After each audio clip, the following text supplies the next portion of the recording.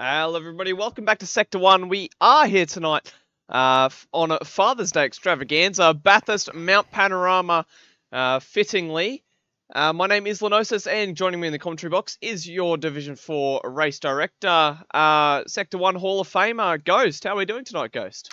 Very well, thank you. Looking forward to tonight. A big happy Father's Day to all the dads out there. Hope you've had a great lazy day. Get ready for some racing action around the mighty mountain. Look forward to this one. I reckon it's going to be a bit of a beauty. Yeah, absolutely. If anything was to go by last week, we're in for some incredible racing action tonight. We'll see how many victims the mountain takes tonight. We saw a lot of death last week around the mountain. So, yeah, drama will not be limited tonight. We'll have lots and lots of drama up and down the field. So, without further ado, let's have a look at our track map for this evening's proceedings. Of course, it is round 4 of our Sector 1 Championship here. 23 laps around the mountain, just over 6 kilometres. 3 times tyre wear, 3 times fuel wear with 2 times time. And a 6-litre refuel rate for this evening's event. Yeah, I mean, we're all pretty familiar with Bathurst in terms of the layout. I mean, most of us Australians are Kiwis. This is our bread and butter. So, yeah, I mean, everyone's fairly familiar with this circuit already, so should be a very, very good race. It means everyone can pretty much open their tanks and drive flat out, and some great racing action that we love to see. Isn't that right, Ghost? 100%. The mountain definitely takes no prisoners. As they always say, you don't win at the mountain chooses you.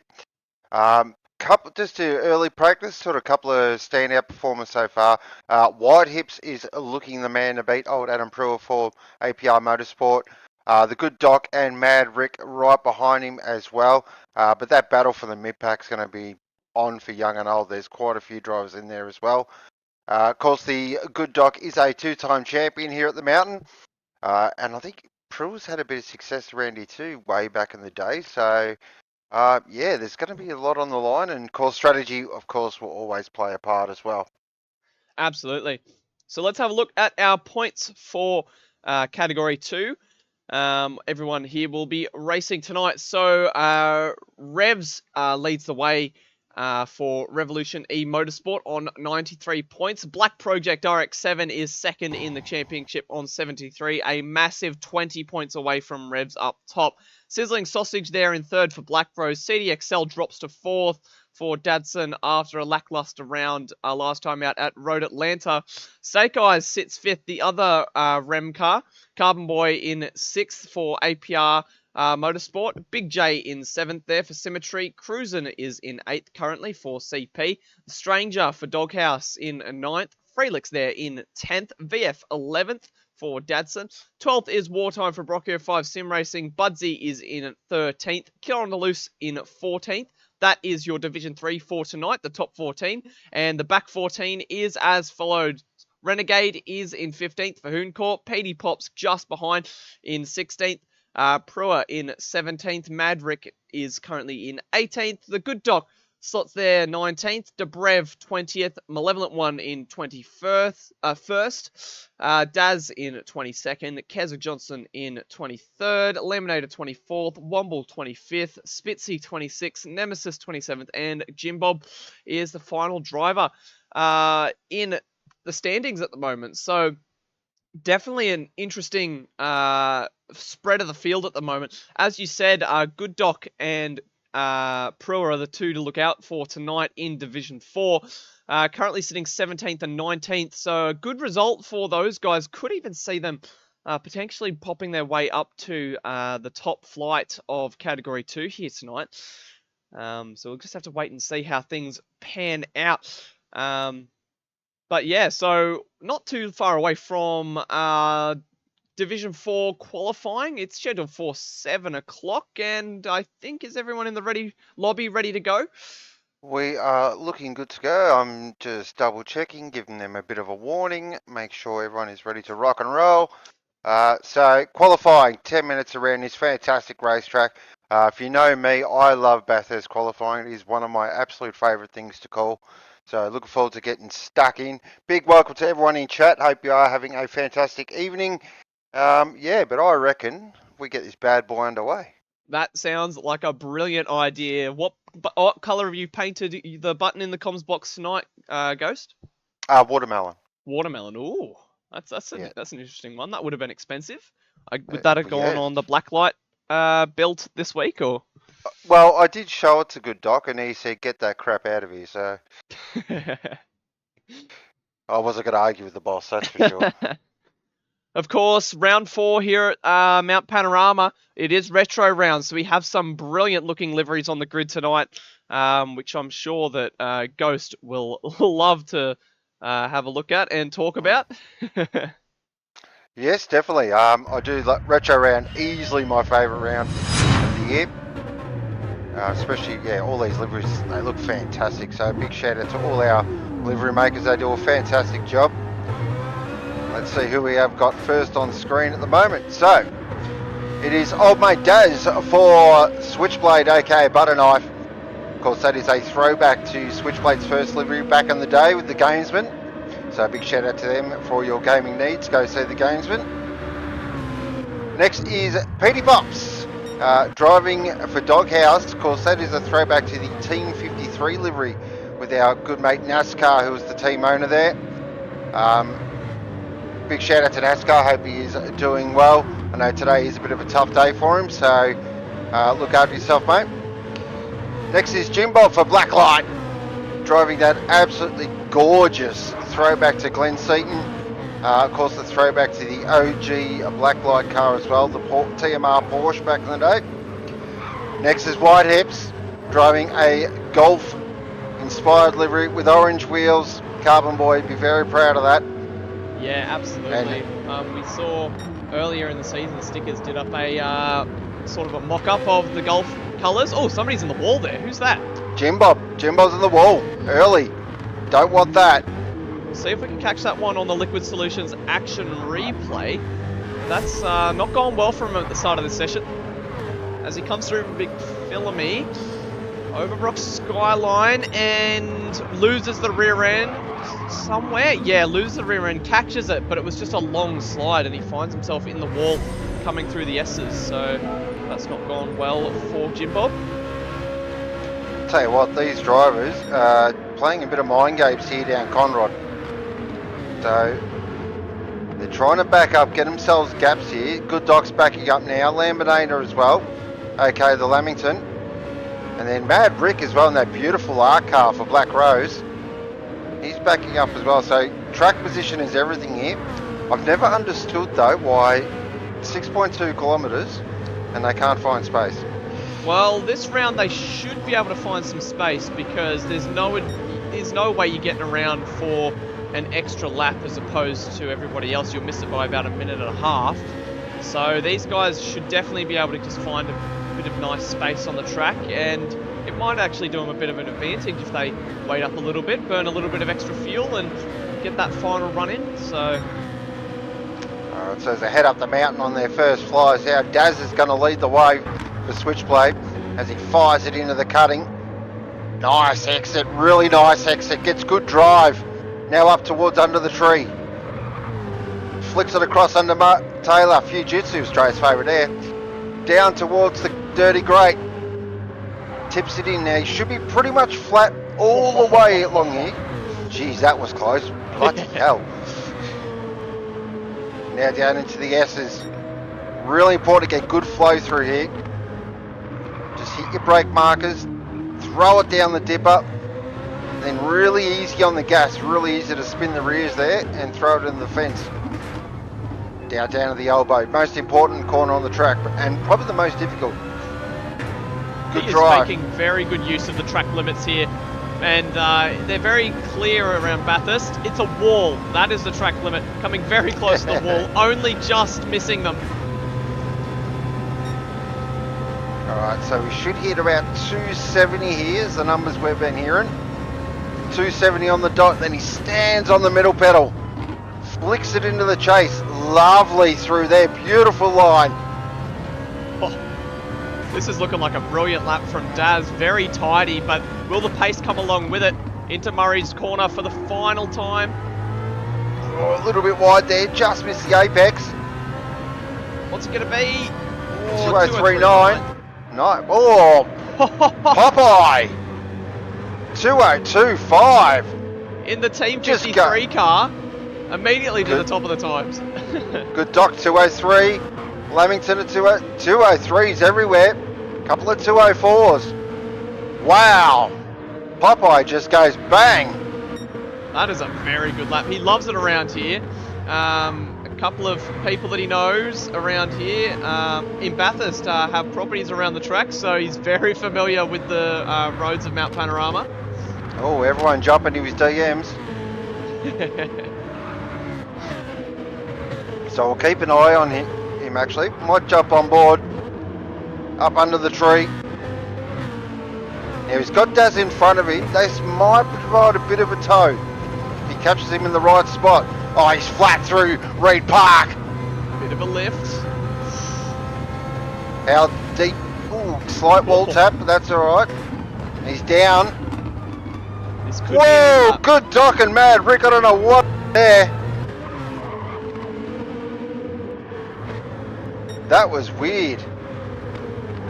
Let's have a look on the next Liquid Solutions action replay, I should say. See if we can catch what happened between Good Doc and Mad Rick. There's Good Doc. Oh! Yeah, so Good Doc's slow, and then Mad Rick's just trying to find a way through, and then yeah, I don't know. If Mad Rick was on a lap there, that could be Well, the Good Doc was might have been. Yeah, I don't know. We'll leave that one to our fantastic stewarding team. Yeah, that's definitely a tricky one. I think Good Doc just didn't know he was coming. Yeah, I'm not touching that. Alright, so Popeye now. Does he go quicker? Oh, no, he's down. No, down. Good Doc set the lap, but maybe he was just prepping. Brewer. Oh, Here we go. that's a good lap. 2027. Lambinator now in third. Nice. For Lightning. 500s away from Brewer there, so things are getting spicy up top. Just 2 tenths separating the top 3. See a few more laps coming in down the bottom for Keza and Renegade. And one more there in 13th. Of course, that beautiful Works BMW inspired livery. Lovely livery, that one. He does improve, but not in position. Alright, so the important... Oh! What's happened there? So, who was that? Going down Mountain Straight, was that... Daz. Is that Daz? He's going slowly. We'll have a look on the Liquid Solutions action replay. I think I saw somebody have to take to the grass for some evasive action. So he's gone off at Hell's Bend, and then... Who's coming up now? Is that Jim Bob or Good Doc? Oh, and then, yeah, is that Jim Bob that's had to take to the grass to avoid him? So, it's very weird. Perhaps a technical issue for Daz. He's still going very slowly, so is he maybe prepping the car, or wheel disconnect, or pedal disconnect, or... That was very strange for Daz. He was sort of just meandering around at a couple Ks, and yeah, Jim Bob came around the corner and yeah, he had nowhere really to go and had to take to the grass to avoid him, but that was a weird one. Okay, so 2 minutes to go on qualifying. A couple of guys have come in, which is interesting, but PD Pops is definitely staying out, so he's going to run to the end. Whether he improves though, that's something else, because those tyres get absolutely... Oh my goodness! Wow! A 202.50! That's the good kind of car. And improves as well with a 202.99. Very close at the top. Mad Rick now. Oh, things are getting spicy on the mountain. Oh, Brewer! He's lost it through Hell's Bend. Oh, he's done. That's him done in qualifying. There. Yeah. Let's have a look what happened here for him. So he's riding on board, so he sets that to 0.25 and then comes into Hell's Bend on the power. Took too much curve and spins. Oh, he's hit the wall. That's a huge accident for Brewer. That has not gone well at all. Finds himself on the inside wall there. Now he's got Brewer in front of him. Now, We're hoping that Whitehips just... Oh, no! Good Dog's run too deep. That's that lap done. Oh dear, that's not gone well for Good Doc. What can Keza do here in that absolutely gorgeous box of beauty? BSR car, of course, echoing the famous 1984 VK Group C, the last of the big banger. It's got to find half a second to overtake the Good Doc. Oh, that won't help. Oh, who's that coming through Skyline? Oh, Renegade. Oh, shit. Oh, that was tight. I tell you what, Brocky has absolutely nailed that Dayglow. He's done a lot of work for the retro liveries. He did up 4 liveries, including this one. He's nailed the colours on this totally not Marlborough livery. Don't know what you're talking about. Heads down Conrod now. Fastest straight in Australian motorsport. Heading into the fastest corner in Australian motorsport. He's down his time though. I don't think this is going to improve his position. Daz in 7th. Malevolent 1 in 8th. Renegade in 9th. Oh, Laminator! Pulls out a clutch lap right at the end there for Lightning. Who says Lightning doesn't strike twice? Great lap. Improvement, no. Kez is down. No improvements at the moment. Dobrev slots himself into P11 there. Next across the line will be Daz and Renegade, but Renegade somebody through before perhaps. Womble does improve. Oh no, that was Womble, sorry. Malevolent 1 goes 6th place. That's a great lap from him. Good lap. And then last across the line will be Nemesis, who does not improve, but that's all she wrote for this Division 4 qualifying. Oh, very good qualifying. Petey pops that with a 202.250. That's a very, very good lap. Only gets up by a couple of hundredths over Brewer there as well. Very, very tight margins at the top. That's 100% a Div 3 lap. Yeah. There's a lot of crossover between Div 4, Div 3 and Div 2, Div 1 is very, very competitive this season.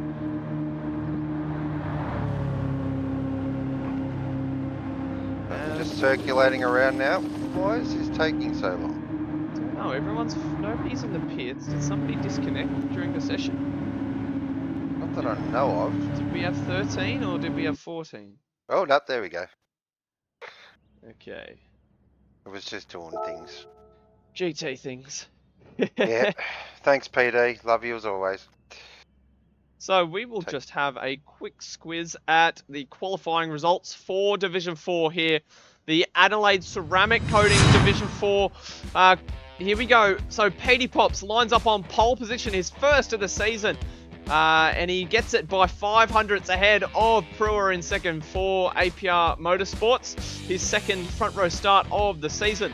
Laminator will be starting third with Madrick alongside him for the second row of the grid. The Good Doc in fifth, Malevolent 1 in sixth. Keza Johnson 7th, Daz next to him in 8th there. We have Renegade in 9th, Jim Bob 10th, Dobrev in 11th, Nemesis 12th, Womble 13th. And that is how they will line up in a moment's time. Definitely. Well, chat, you know the deal. I want top 3, and I want first one to Bennett. I know I'm a sadist, but it is the mountain. Yeah, well. So we'll just give these guys just about half a second or a minute just to have a bit of a breath, and then we'll get them underway. 23 laps, 6.2 kilometres around the greatest racetrack in Australia and one of the greatest racetracks in the world, Mount Panorama, Bathurst. Absolutely. Looks like a gorgeous day out there as well. Nice sunshine, a little bit of cloud cover, but that should make some very quick laps. No real sign of alpine mist. Alpine mist, yes, of course. The wind is a little bit blowy though. So it is coming from the we'll just go with northwest here. That works. Northeast, yeah, northeast. Never eat soggy Wheaties. Yep. So 4.5 meters a second, which could have a bit of effect on braking distances.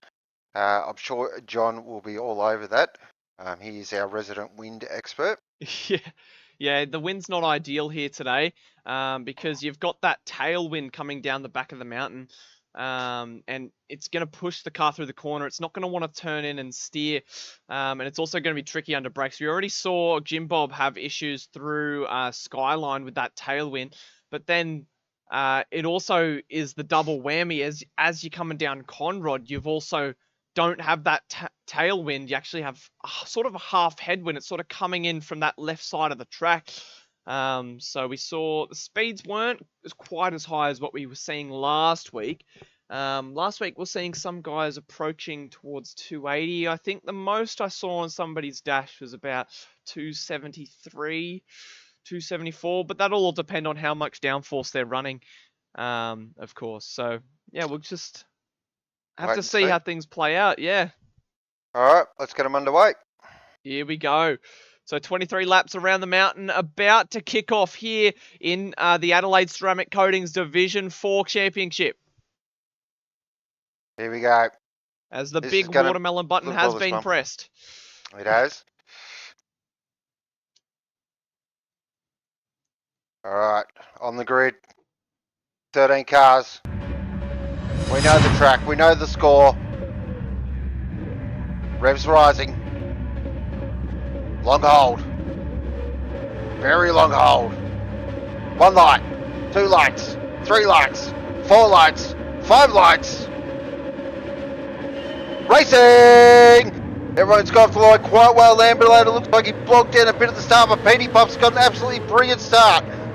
Drew will slot in behind. Mad Rick and, is that Laminator absolutely going hammer and tongue at each other. They're going to go side by side up the mountain. But Petey Pops has absolutely brained them on the start. He's got half a second lead. Brewer there in second. Looks like Laminator's got it done over Mad Rick. Good Doc sitting there in 5th. This is where it's all going to go wrong. Now. Yeah, actually. Oh, who's that? Nemesis ran very wide. Lucky not to catch the wall. Jim Bob slid down into 13, so maybe he's had a bit of a shocker as well. But back up, look at that. Good Doc's all over Mad Rick here. Giving him the big old hurry up. But looks like everyone's settled down now into a rhythm. Oh, look at Laminator. Wow, he is all over Whitehips.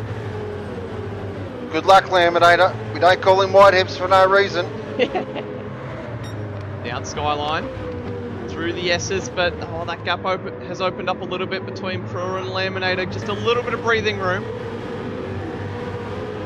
Oh, Laminator, you wouldn't want to do that too often. Just scrapes the wall. Oh! Huge drama up front! Brewer and Petey Pops! Oh, wowee! That's not gone well. Is Brewer disconnected? Is his wheel gone? Something has happened big time. That's not gone well for Brewer. We'll see if we can catch that on the Liquid Solutions action replay. What's happened here? So he's come through the dipper, down towards the elbow, and what's happened here? Oh, Brewer. Oh, he's hit Petey Pops. Oh, no, that's not gone well. Oh, he's redressing. That's why he's taken forever. Okay, so Petey Pops. Oh, that's not gone well. What that has done, Laminator now has the lead. He's 1.2 seconds to good for Lightning. Mad Rick now in second. The good Doc in third. Here he comes. Oh, that's huge action at the Forest elbow.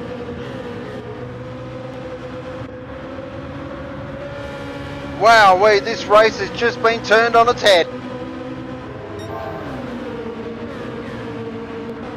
That gap's coming down as well. It's down to 1 second. Mad Rick has got the eyes on. As they head up towards the cutting for the second time of 23 tonight. And Good Doc just trying to find a way past Mad Rick. But at the moment, he's just been pressuring for that first lap and a half so far. Certainly is. I've seen this story before though. This is what he does. He'll get into a rhythm and he'll try and be a bit smart and see if he can get away past through strategy. Nemesis in 4th. That is a huge effort. Yeah, how's he done that? He's Wow. last on the grid, I'm pretty sure. From last to 4th. In a Mega lap. effort. And without too much crazy action on the first lap, apart from what happened at the elbow, it was pretty tame, it must be said. This guy's pretty sensible for the most part.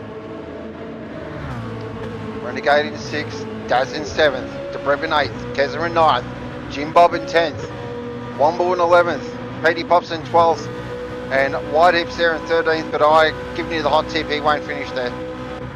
No, I think Petey Pops Emperor, once they get onto the back of this pack, they'll be peeling their way through. So Laminator now, 1.3, looking good. We'll see what his opening lap is. Oh, that was, I don't know how he pulled that up. 2:03.4, good opening lap. 1.4 now, he's just starting to, ooh, he runs a little wide though. Looking very good. With good dock at the moment. That gap to Maverick has opened up to about 8/10. Didn't have a great last and first turn there. But he is purple He's by purple. 2.5 tenths. Gets it turned in. Got a very nice line right on the inside, trying to avoid the off-camber section through Griffins. Another tough corner in the cutting. This mid-pack's off the chain. Nemesis, Malevolent One, Renegade, Daz, DeBrev, Keza, they're all within sweet bugger all of each other. Yeah, these guys know there's a long way to go. Oh, Renegade's looking racy here. Oh, Malevolent One nearly cooks it at McPhillamy. Down Skyline through the S's. Malevolent One is up on his time as well. What can Renegade do? Can he get a nice run out of the elbow? Oh, he does too. Oh, he tips it right in. Now he's got to get in that toe as early as possible and let Malevolent One drag him all the way down Conrod. Which the Switchblade driver doesn't have slipstream from Nemesis either, so Renegade's going to have full access to slipstream here from Malevolent One, and he's 3/10 up as they come through. Malevolent goes defensive.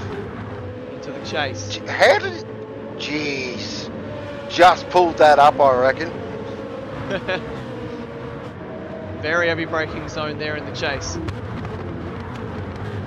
Into Murray's. Renegade sniffs danger. He's not going to be able to get him into Hells, or is he? Shows the nose. For a bit of mind games there from Renegade to Malevolent One. But he's going to have the slipstream down the back stretch. Down Mountain Straight. Nemesis almost falling into the clutches of slipstream. 1.2 seconds at the moment. Half a second to Renegade over Malevolent One. Tell you what, Renegade's in a switchblade sandwich here. Yeah, absolutely. Because Daz is catching. Into the cutting. Oh, as Nemesis has lost a little bit of time through the cutting there. Daz, a lot of time. Just couldn't get the exit right and get the power down.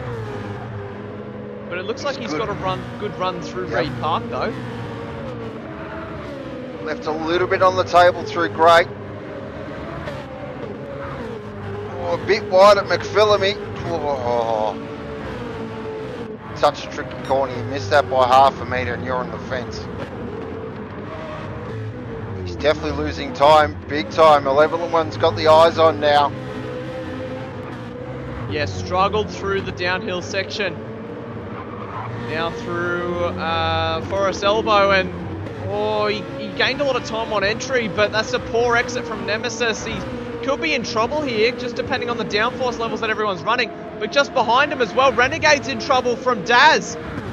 That gap There up the goes Model Daz. 1 has opened up over a second. Renegade doesn't have slipstream from on the attack on his Look Luke at Plate car to into defensive mode, and he's lost the position through the chase.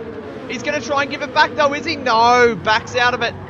That's a great move from Daz to get it done and hold on to it, because he got it quite Nice early work. down Conrod. Checking back in with our leader, Laminator is out to 1.6. So he's eking the gap. I wouldn't say he's extending it. He's eking it. Just chipping away, giving it the old tap, tap, taparoo. He's lapping very quick and consistent though. He is. 203's is very quick pace. But then begs the question, is that fuel saving, or is he just giving it the beans? Well, what do you say we get into a tyre and fuel update there, Ghost? Yep, so on lap 5 of 23, Laminator, he's got just under 3/4 of a tank. Tyres are looking, not too bad. Used about a quarter of them. He's got slightly more fuel than Mad Rick, but I'm going to be on. We're talking probably 3/4 of a litre, if that. Good duck. Same fuel probably as Laminator. Tyres are looking very good actually for DS4 users, so really nice work from the good dog. Wow, Nemesis is using all the fuel. He's like, bugger it, I'm just going to go for it. Tyres are looking nice. Malevolent One, again, doing a classic switchblade, using all the fuel. Daz, as well, so they've just like, bugger it. Karen pays for the fuel, we'll use it. Now, Renegade's got a slight advantage on the... Oh, I tell you what, this pack is just starting to make me a bit nervous. Debrev's got them all covered here. Very nice driving from Debrev. Then Keza. Keza's used a bit of fuel, but that's alright, that's a big banger, so we expect that. Then Jimbob. Jimbob's completely thrown the fuel book out the window. And he goes, I am redlining the crap out of this thing. Then we've got Petey Pops, who's currently, again, used quite a bit of fuel, but that's expected, trying to catch up. And Prua, currently, again, expected to use a bit of fuel, trying to make up this gap. And then Womble is actually not too bad on fuel, and tyre wear isn't too bad either. But that is tyre and fuel at the moment, as Laminator now opens up a 1.9 second gap and is purple in the first sector. Thank you. Oh, yellow flag. Somebody's binned it. That's Keza. Oh no. Keza's gone. As we'll catch that on the Liquid Solutions action replay. That has not gone well for Keza. Has he done what Pruitt did in qualifying? No, didn't even touch the curb. He's just lost it on the power and then tapped the front end of his car on that inside wall, and he spun it around trying to get it straightened up once again. So, that's not gone well for Keza. He drops to the rear of the field.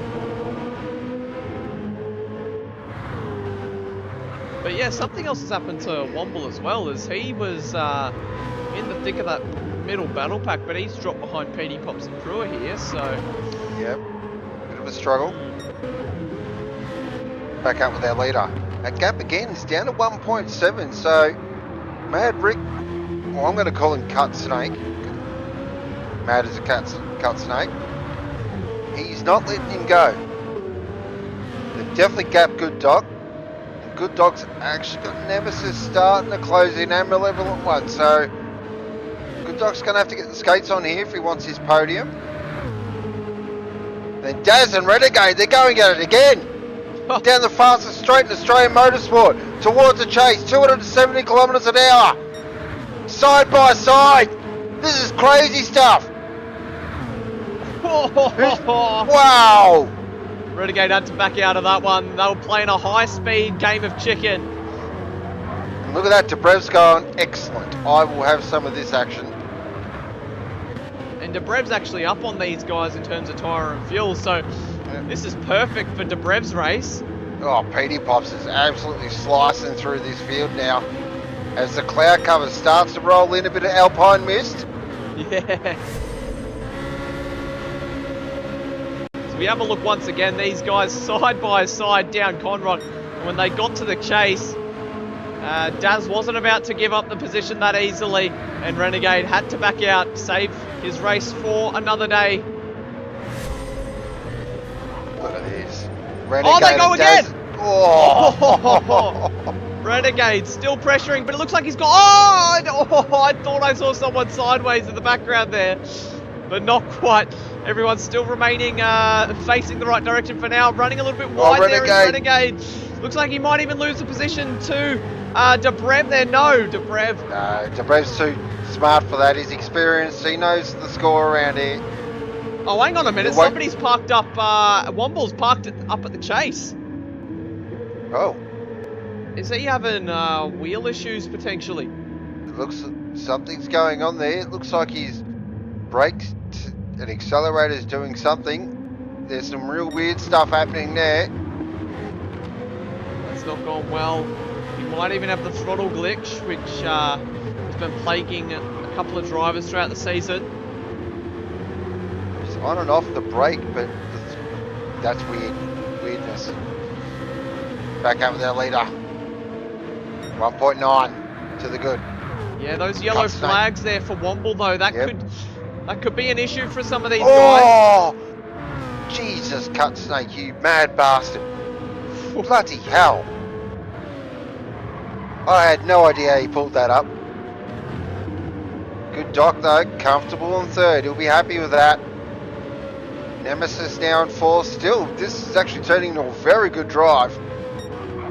But he's going to have to get the hips out because Malevolent One is coming and coming with a wet sail. That gap still out over a second though, so Nemesis has been driving with quite decent pace at the start of this one. We're 8 laps definitely in. I think a lot of people, where he qualified, sort of expected him, after he got himself up to fourth, to sort of... Oh, Renegade does. Round 55. Here we go. I disconnected from the lobby. That's not great. We'll go a bit of radio commentary. So they're side by side, Higgins to Griffiths. Oh, what a move from... Just threw it up the inside. Lovely move. And Petey Pops is right there as well. To head up the cutting now. Three-way battle. Renegade in 6th. That's in 7th. Petey Pops in 8th. Alright, we're back, but the leaderboard is jumbled at the moment. It'll sort itself out once we go through a timing line. Alright, so Lambert at 2.8 seconds of the good. He's dropped the hammer now. Dobrev's picked up a 3-second penalty. Oh dear. Taking through yellows, and he's dropped to the back of the field here. So what's happened to Dobrev? Dobrev's had a huge moment, obviously. Something has happened there. So that's promoted Keza up to 10th, Peru up to 9th. Petey Pops is in 8th. They're still going out of Petey Pops and Daz. Petey Pops now up to 7th. This is some recovery. Oh, look at Daz though. Daz like, I don't think so. Down to the chase now. Is Daz going to be brave? No, he thinks, look at that. I'll tell you what, he's Petey Pops! Oh, Petey Pops! Oh, he's run at the back of him! Oh, no! Oh, wow. Oh, that will be interesting. For some reason, the replay is not working, so that is annoying. One of the issues with the disconnecting from the lobby, but... Oh, here we go. Malevolent One and Nemesis.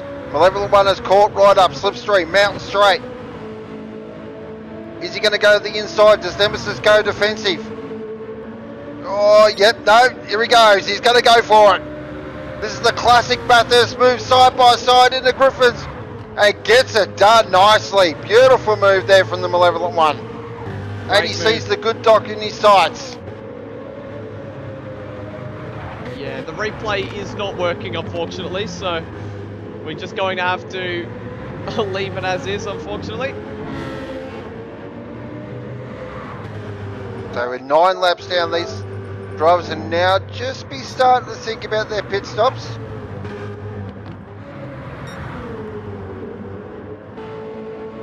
Laminator, 3.9 now. Very, very good lead. I'm calling it early. He is 100% a Div 3 driver, this guy. Well, he's raced there this season, but he had a lackluster result at Brands, and not enough to keep him up at last round at Road Atlanta. But this will be his second Division 4 race in 2 Division 4 races for Laminator if he can keep this up. So he is absolutely flying. He's currently the 4th driver in terms of Division 4 championship points. So if he finishes this off, he could well and truly see himself back up into Division 3 for the Monza Enduro, which that's some big points that'll go a long way in his championship bid. Doing it easy at the moment. Mad Rick, aka Cut Snake, doing very nicely in second. Oh, we see Nemesis and Malevolent 1 side by side through Murray's corner. That's giving Renegade a big sniff. Into Hell corner, brakes it nice and straight. Oh, this is as close as you want to get. Nemesis holds onto it somehow.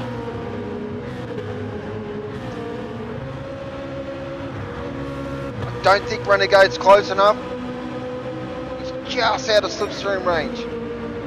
Now what he's got to do is absolutely nail the top of the mountain, see if he can get him down Conrod. Oh, Nemesis runs it really wide, misses the apex by half a metre. But there is absolutely nowhere to pass up here. Just got to take a deep breath, and look who's closing in the background. Here comes our pole sitter, Petey Pops.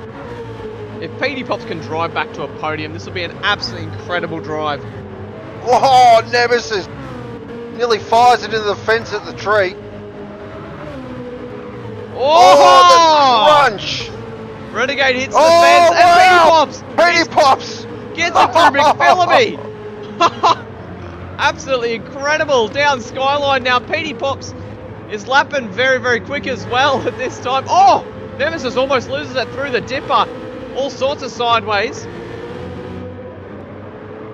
Can Petey Pops absolutely nail the elbow? Oh, I don't think he's close enough. He's just going to have to wait. Maybe break super late into the chase. Give him a run maybe into Murray's. See, look at the way that gap's coming down. That could be an indicator that Petey Pops is running quite significantly more downforce than Nemesis here. That gap only dropped to 10th. And he's got a huge fuel advantage over Nemesis. Which for Petey Pops to be overtaking the way he has been and saving that amount of fuel, that's incredible. Look at the amount of time he saves under brakes into Murray's. That's incredible from Petey Pops. Driving like a man possessed at the moment. Look at that beautiful turn in. Gets maximum drive, he's going to have him here. Have we seen, is Nemesis going to go defensive, or are we going to see what happened to him with Malevolent 1 a previous couple of laps ago? Right in the middle of the track. That's smart. Around the outside, no, Poppers. Oh. Not sure about that. Gave him the old squeeze from the outside. Oh! Yeah. Daz has spun it! No, that's disaster for Daz! Oh dear, oh dear. Gets it caught up on the curb on the outside, that deadly curb, and finds himself back down in 10th place once Kedza goes past. Unfortunately, we don't have the replay to watch that one back, but you can see it in the background. Just rewind YouTube by a couple of seconds. Yep, we've lost Womble definitely. Yeah, I think he got stuck in that gravel trap, couldn't quite leave there. So Jim Bob and Dobrev are fighting for the World Championship in 11th and 12th. Actually having a good, nice little battle here. Yeah. Which we didn't quite catch what happened to Dobrev, but he fell to the back of the pack and had a 3-second penalty, which I assume the only way he could have got that was by overtaking under yellows when Womble went off. That gap's coming down. It's 2.2 again, so again, Mad Rick's just lit the fuse again. Could that be on the fuel save though?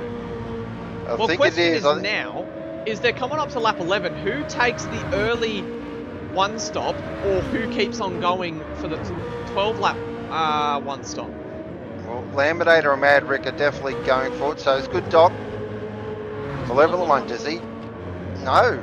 I imagine Nemesis might be in. No. No. Which Wow. That's interesting. Prua's in 7th. Oh, Petey Pop! What's happened to Petey Pops? He's down to 8. I don't know. Yep. He's in. Though. This is going to be quite a quick stop. Oh, no! That'll be tight. That's a massive fuel save though. 20% over 11 laps. We'll have to. Jim Bob's in. We'll just have to monitor Petey Pops when he comes out of the pits and see if he gets slapped with an invoice, because he dropped 2 wheels off into the grass, but whether the game registers that as cutting the pit lines, we won't know. I mean, I'm all too familiar with the penalty for crossing the pit lines here at Bathurst.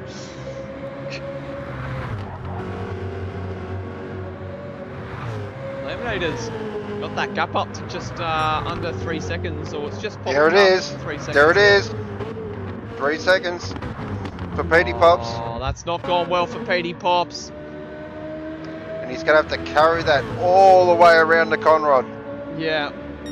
If there was any hope that he was going to undercut anyone, that's just gone out the window, and he's going to have to push to try and catch him, because everyone else will be on an 11 lap stint. Will he be on a 12 lap? So he's not even getting to get the benefit of the undercut, because he's got that 3-second penalty. So all that work to save all that fuel on the 11 lap first stint, and it's just gone out the window for Petey Pops, unfortunately. So a bad day's got even worse for Poppers. Alright, here we go. Our leader, Laminator, should be in this lap.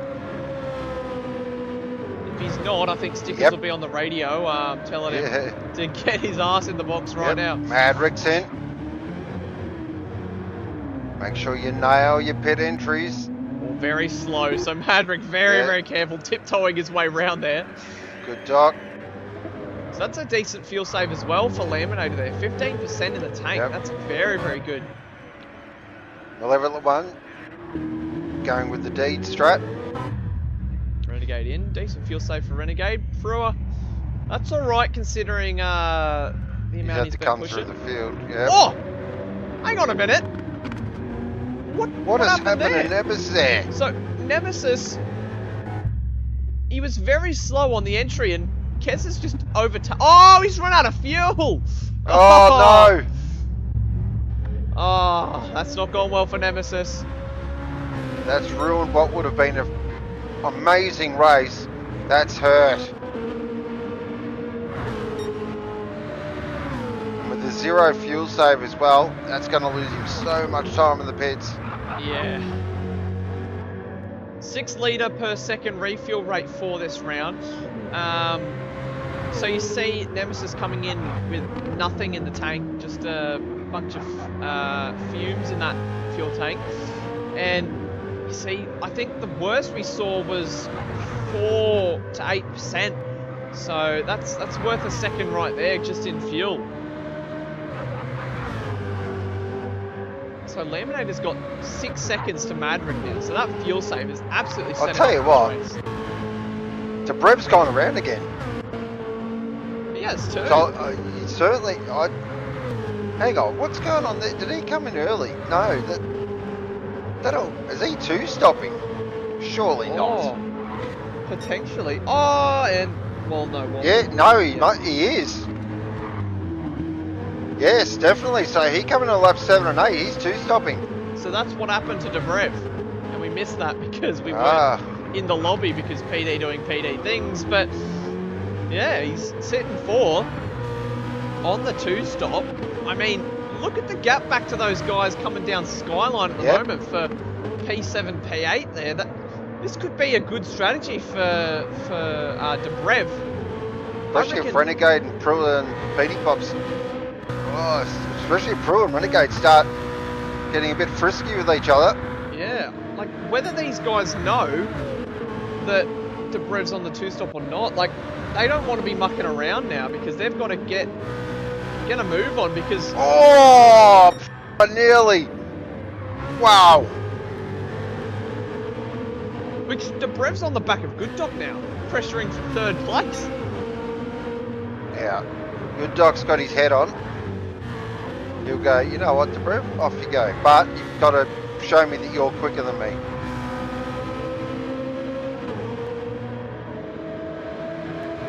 Level at 1, very nice 5th position.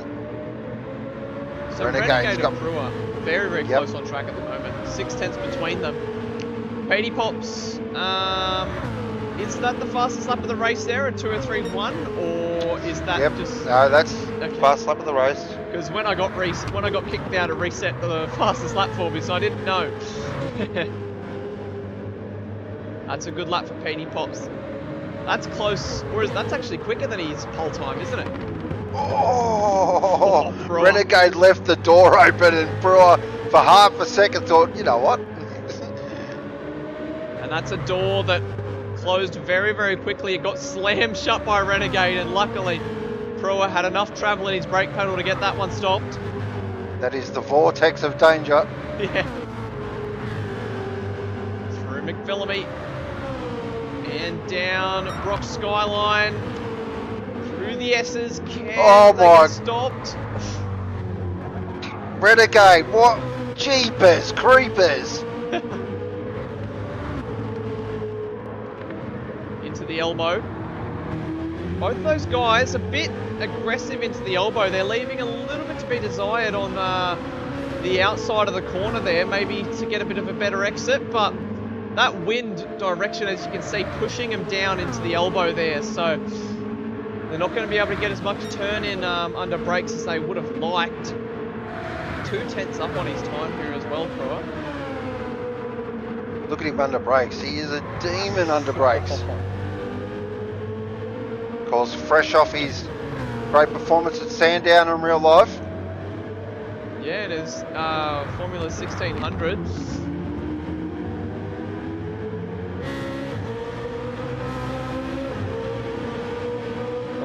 Renegade, now. I tell you what, Renegade though, he's holding his own here.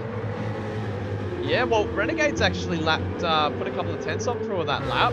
2:04.7 plays 2:04.9 on that previous lap. But Petey Pops with that 3-second penalty served. He's dropped 10 seconds behind Brewer, so it's just not worked out for Petey Pops, which Laminator has gone even quicker at the top, 2:02.8. Oh, he's just taking the PI55 now. And Debrev is right on the good dock here. Did that just say half a second purple for Laminator coming through Brock Skyline? Certainly did. What on earth? Did he put some special powder in his breakfast this morning? Scrapes the wall at the elbow too, if you don't mind. I don't think that's going to matter too much. What's the sector split as he comes down Conrod over the hill? We are checking. He's still 0.3 up. Yeah. This is going to be an absolutely mega lap from Laminator, and with 2/10 to be desired, as he scraped the wall at Forest Elbow. So, which Laminator, he was in the comms box last week for the Div 2 race, and he loves it around here. He truly loves the mountain more than anyone else in Sector 1, I reckon. And he's proving to us why with an absolute whitewash performance. Oh, 2:02.5. That's disgustingly quick for Div 4 pace here, Laminator. That is the fastest lap done and dusted. No one's beaten that. Petey Pop's probably thinking he still had a shout, and then he sees that pop up and he's gone, no. So Debrev's in, lap 15. 8 laps left to go. Where does he come out? That's the big question we all want to know. Probably going to come out probably behind this Renegade Brewer battle, but he is going to be on fresh rubber and a light tank. The times are all heating up here, so I think the wind direction's changed. Well, because at the start of the race it was pointing straight back down him at Conrod, so they're going to have a lot of pace down Conrod Straight with this current wind direction, and you just see those lap times coming down, down.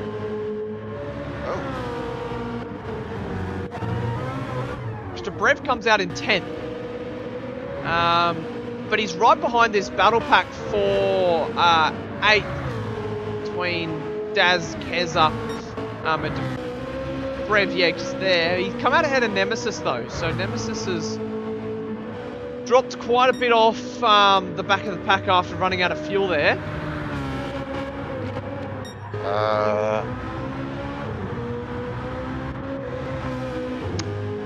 PD, you amazing thing. What's happened? My game is frozen. Uh-oh. But the race seems to be still be running, so we're going to wing this. Yeah, well, looks like everyone's still lapping around. I don't see anybody in the wall. That's usually the telltale sign of a lobby crash, but we need to pay good attention to the current order just in case the lobby does crash, and it'll be an 8-lap sprint till the end. But that would be the worst case scenario for Laminator here. He's, oh my goodness! A 2:02.1 for Laminator! Wow! What on earth? How many wheat bix did he eat this morning?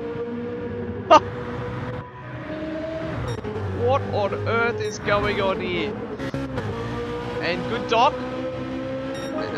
He goes 8/10 quicker than his previous best lap time. So these guys, the lap times are just ramping up. So Petty Pop's still in 7th place there. Prua in 6th. So your game is frozen. You can't see what's going on. Yep, I'm looking at Renegade's car going through L corner. Can you click anything? Like, can you exit and inspect it? Oh. Well, this is even weirder. Like, the fact that it's frozen and the fact that we're still watching the racing action, it's like, okay. First ever thing that's happened to me on Gran Turismo 7 or Gran Turismo Sport. Thanks, PD, you're amazing. That is very, very weird indeed. Anyway, so Renegade still got, now I'm calling by Braille here, but we'll be right. So can Prua catch Renegade? That's sort of probably the big question at the moment. Oh, Prua's hit the wall! Oh no! Oh, it looks like he only lost a little bit of time, but that looked very, very squirrely. He whacked the wall coming through the grate, and then he's sideways. That car looks so uncomfortable to drive, but he's lowering the gap, so he's driving like a madman at the moment. He's closed up 4/10. That's looking like a better line through the elbow, and he gets the run on Renegade. Can he get him down the back stretch? Down Conrod, 2/10 at the moment, so Renegade has had a terrible run down the mountain there. 1.5 tenths. Can Prua get it done? Over the rise, under the sign. Pulls through, gets it alongside, and he's up in a 5th place. This is brilliant stuff from Prua. Gets a run of a lifetime down the mountain. Renegade has left it all to be desired there. A second lost down the mountain. And Prua, very opportunistic. He's got the move done, and he's not going to let Renegade back through very easily. He's already put 4/10 on it. So has Renegade potentially looked at how much fuel he's got and realised, yeah, I'm not going to make it. So he's all of a sudden up into the fuel modes to try and save a little bit of fuel. And in turn has lost 5th place from Prua. We could see Prua throwing it back, Renegade throwing it back at Prua. 3.5 tenths through the first sector split. Prua's up by 4 tenths on his personal best. He could even be down into the 2:02s on this lap. Round Griffin's Bend for the 18th time. Up the hill, through the cutting. Gets it stopped. Which now, Prua, like a madman, he could be released to go and chase down Malevolent One for 4th. That'll be a huge effort.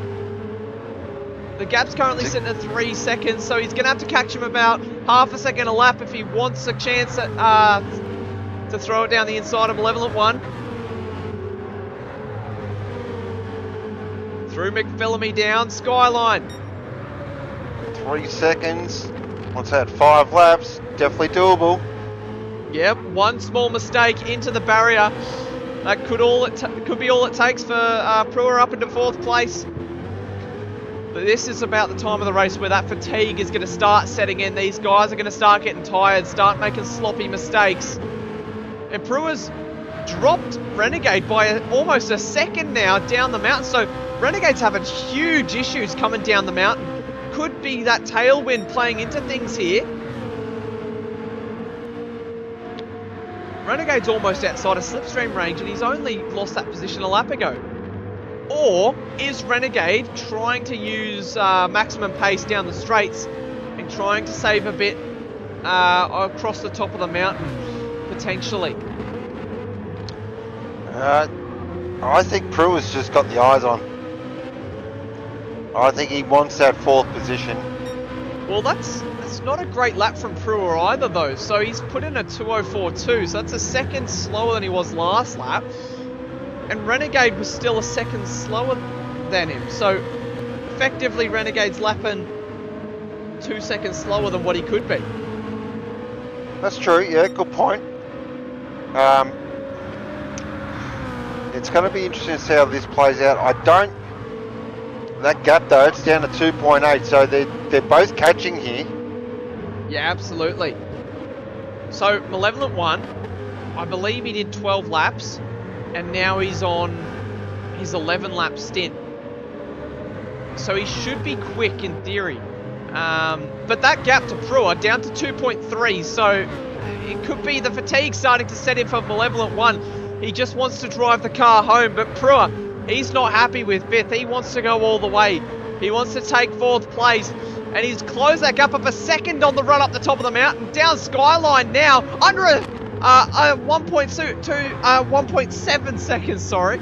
I can't read, I'm a bit dyslexic, sorry guys. 1.8 seconds now, Malevolent 1 through the elbow. Very early, he's almost into the wall. Brewer could have a massive boost down here, 1.5, 1.4, 1.3 seconds. Brewer's got a brilliant exit down the hill. Down Conrod now, 1.2 seconds. He's absolutely blitzed Malevolent 1 this lap. He's closed up 2 seconds and they've still got 2-3 corners to go. Is he within slipstream range down through the chase? Under brakes now, so strong under brakes there, Brewer. 1.1 seconds the gap to Malevolent 1 for 4th. Down into Murray's Bend for the 19th time. Can he get it pulled up? That's a beautiful line through there for Prue. He closes up and he's within slipstream range just about. No, the gap. It's playing with him. That slipstream range just toying with it right on the edge. Gets it turned in under brakes, but then left a little bit to be desired on the exit. But it's just enough. Gets that gap under a second. And he's going to feel the effects of the slipstream sucking him down this mountain straight. He's 4/10 up on his time. We know Pro, if he sees an opportunity, he will 100% go for it. Absolutely. 6/10 the gap.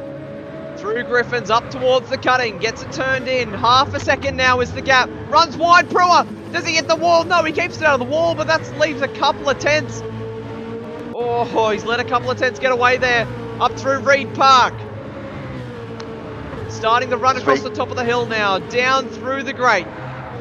This is where you've got to be so clever and just plot your moment. Don't try and push something that isn't there.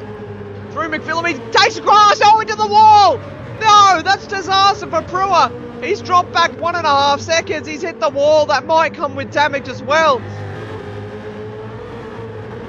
He just clipped the grass on exit through McPhillamy, and then the car shot out sideways to the left, hit the wall, but he's lucky to keep it pointing in the right direction. 1.6 seconds the gap now. 3 laps remain.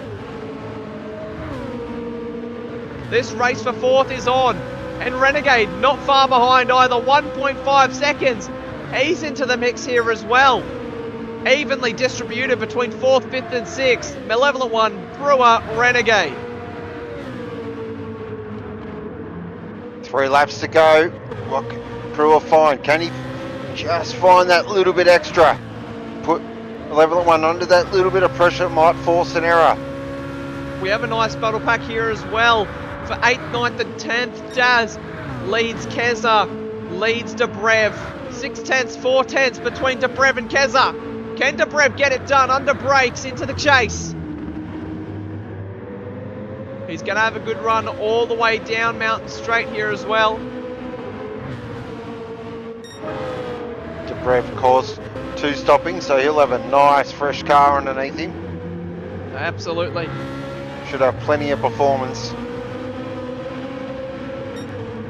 should be able to get it done down Mountain Straight. If you can get the run, needs a great exit through Hell's Bend. On the power. He does get a decent run out of the corner, but that gap's not coming down as much as he probably would have liked. Maybe running a bit more downforce on that CP Motorsports BMW. Into Griffin's Bend. Oh, he's clipped the grass on entry there, so that's not great for braking. We have a look back up. Brewer, 1.1 seconds either side. So he's catching Malevolent One, but a Renegade's also catching Brewer. But once again, Renegade, he's having huge issues coming down through the dipper. Loses 4 or 5 tenths there. 8 tenths the gap to Malevolent One. Brewer's going to get it. Oh, he's lost it. Oh, that's car control there. He's lost it on the exit of the elbow, spears to the inside and catches it just in the nick of time. So that gap that was 6 tenths opens back up to 1.1.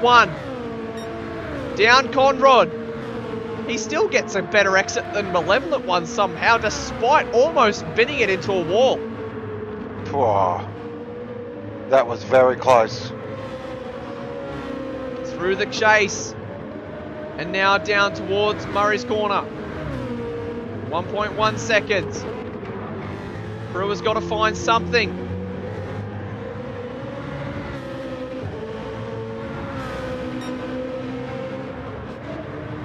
Into Hell's Bend for the 22nd time this race.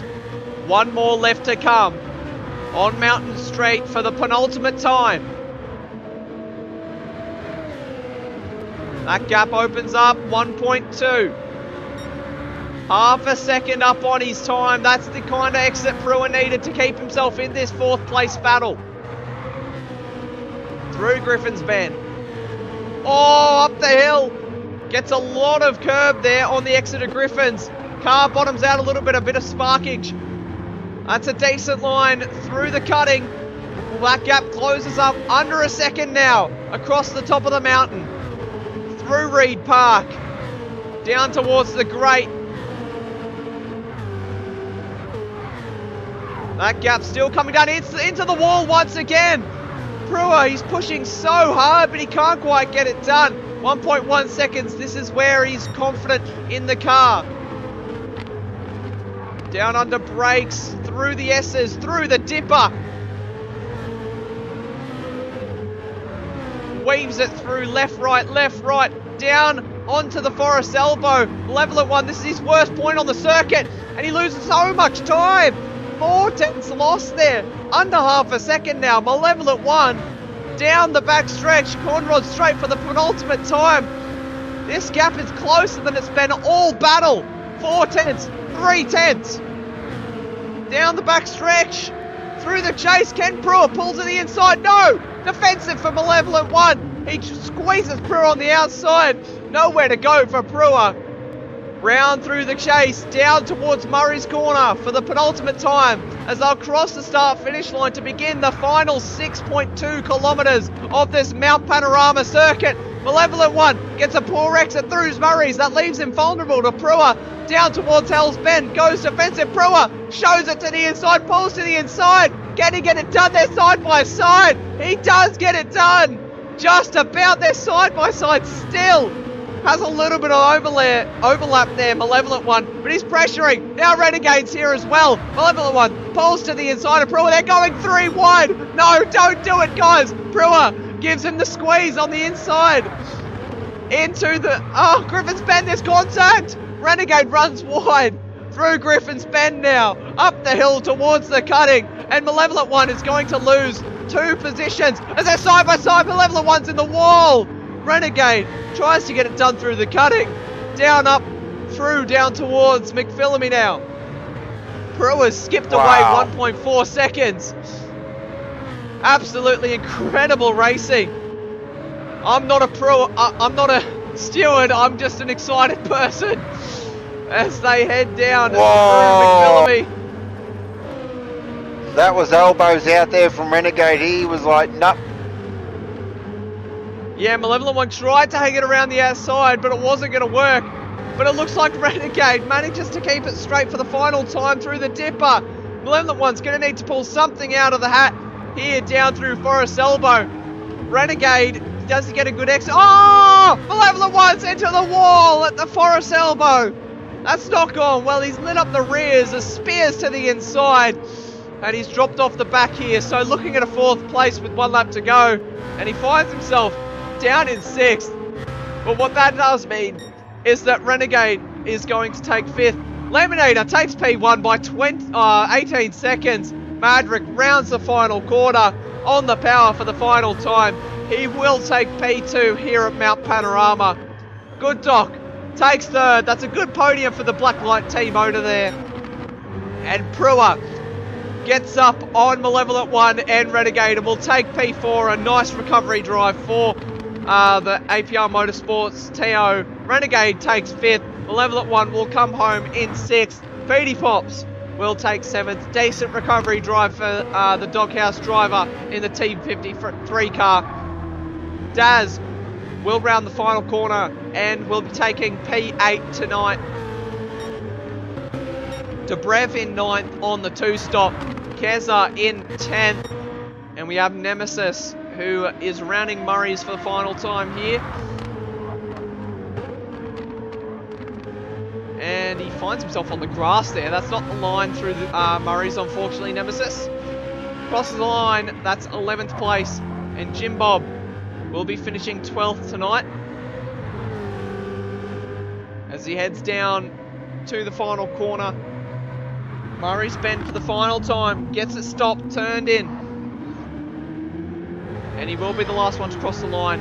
As there was one mechanical retirement this evening, and it was Womble. But that's all she rode on the mountain for Division 4, the Adelaide Ceramic Coatings Division 4. But we're going to have to sit here and wait as we had one driver disconnect. But yeah, is your game still frozen, Ghost? It is still frozen. I've been looking at Renegade's car through Hell Corner now for the last 8 minutes. That's at least the game let us race. That's all that matters. That's true. Yeah, it's true. I kind of wish it wasn't saved, because I would have my voice would have been a bit better if it was you screaming, not me. Yeah. But yeah, hard to call when I'm behind the action and I can't bloody see anything. Exactly. Oh dear. Driver of the day, everyone. I'm going to give mine to... I think Prua will get mine after that sort of first lap incident, to be basically last after redressing, and then to fight his way through the field up to 4th. That was a great drive, and that final lap was certainly something. Yeah, absolutely.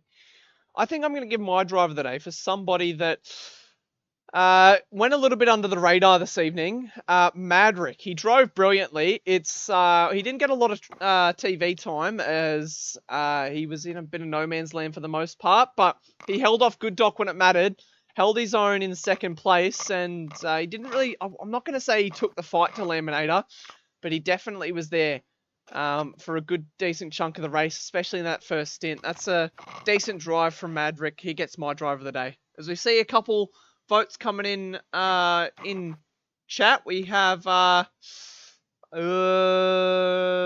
PD Pops driver of the day, Prua driver of the day, Madrick driver of the day, driver of the day Prua, PD Pops, Poppers, Laminator, Good Doc, Laminator, Prua, Wide Hips, Womble driver of the day for Womble for Definitely not. his sand expedition. Yep. Driver of the day, Good Doc. Best sandcastle builder in Sector 1. Yeah. But yeah, so there's a big spread of driver of the day votes. We're gonna have to go through and tally these up, but yeah, well, actually, I have access to start a poll here, so let's just start up a poll. Let's go driver of the day, and then we can know definitively who gets it, because everyone can just click on the stream and have a look and click who they want. All right, this will take a minute or so. I'll be up momentarily, guys. Who have we got? Poppers. Oh, I can only do 4. All right. Or we'll replace Madrick with Prua. All right, so these are your 4 options that you get to choose from, everybody. Laminator, Prua, Good Doc, and Poppers. There we go. Cast your votes, everybody. It'll be up for a couple of minutes until the game decides that it wants to finish this. These guys have done an extra lap. That's how long it's taken for the game to finish. Oh, don't say that. Oh, I swear if it's not going to finish and Gran Turismo just decides to keep going forever. It might, you know, because your screen's frozen. The game might just keep them lapping after the checkered flag. Oh, wow. That's going to be annoying. Can I leave and then spectate again? Yeah, lobby's jammed, so All right. so make My sure to brother- cast your vote in, everybody, for Looks like driver of the day. Prua is leading the way at the moment, currently 56%. I think he's got it. Yeah, there's a nice spread of votes there. It is nice. All right. I am going to have to shut this lobby down. All right.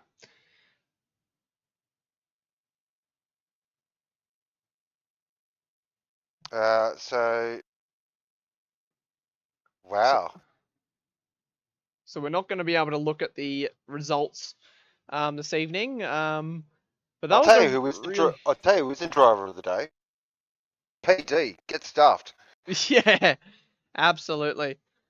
But I'm kind of glad that they PD actually let us finish the race rather than dropping out. Because when you said your game was frozen, I was just waiting for the inevitable.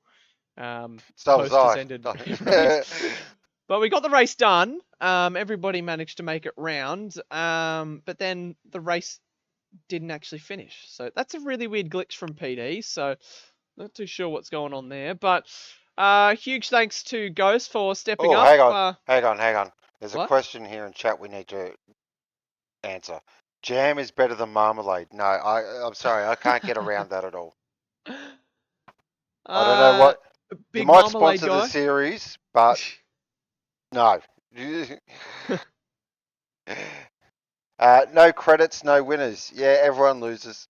Yeah, that's it. Yeah, that's a really weird one. I don't think that's ever happened before. I've never seen that before, ever. Yeah. The fact that On GT7 and GT Sport. that's a weird one. But special thanks to Ghost for stepping up for tonight's proceedings. Second time in 2 weeks. Always Ghost a has pleasure. been on the comms box. He's been doing a lot of races this season. It's nice to have you back in the comms box, just like the good old days.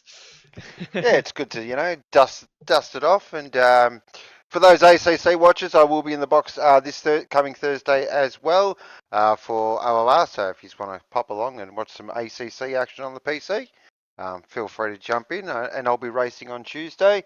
Just a bit of shameless self-promotion there. Yeah. But other than that, I will leave you to it. And good luck to Div 3. Absolutely. So we're going to jump to a quick intermission. We'll be back in about 6 minutes' time for Division 3 qualifying, which, that should be a brilliant one as well. If Division 4 was anything to go by, I reckon Division 3 is going to be an absolute cracker of a race. We have a lot of drivers who are looking very, very pacey. And who will take pole position first of all, and who can hold their own for 23 laps around the mountain and take P1. We'll have to wait and see. We'll be back in a moment's time. We'll catch you guys very, very soon. Bye, guys.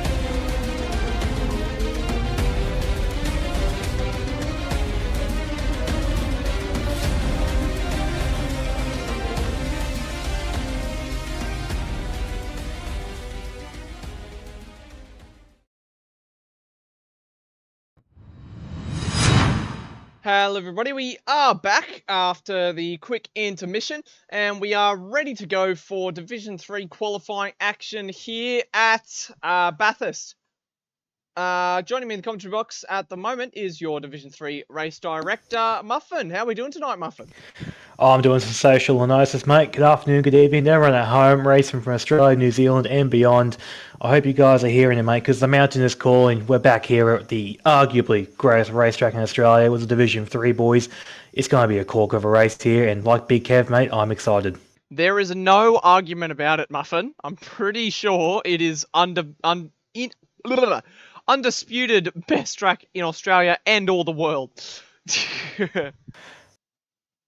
Anyways, though, like all the boys here, from what I could tell, is like if they are able to replicate the practice times they're doing here in the race, then we are in for a very close race here tonight, ladies and gentlemen. I reckon it's going to be hard to separate the top 5-6 cars, but we'll wait and see. We've still got a 10-minute qualifying session to go before we even go racing here at Mount Panorama. But unless you need to cover any sort of driver steerings, mate, I'm happy to send these boys off and get them underway.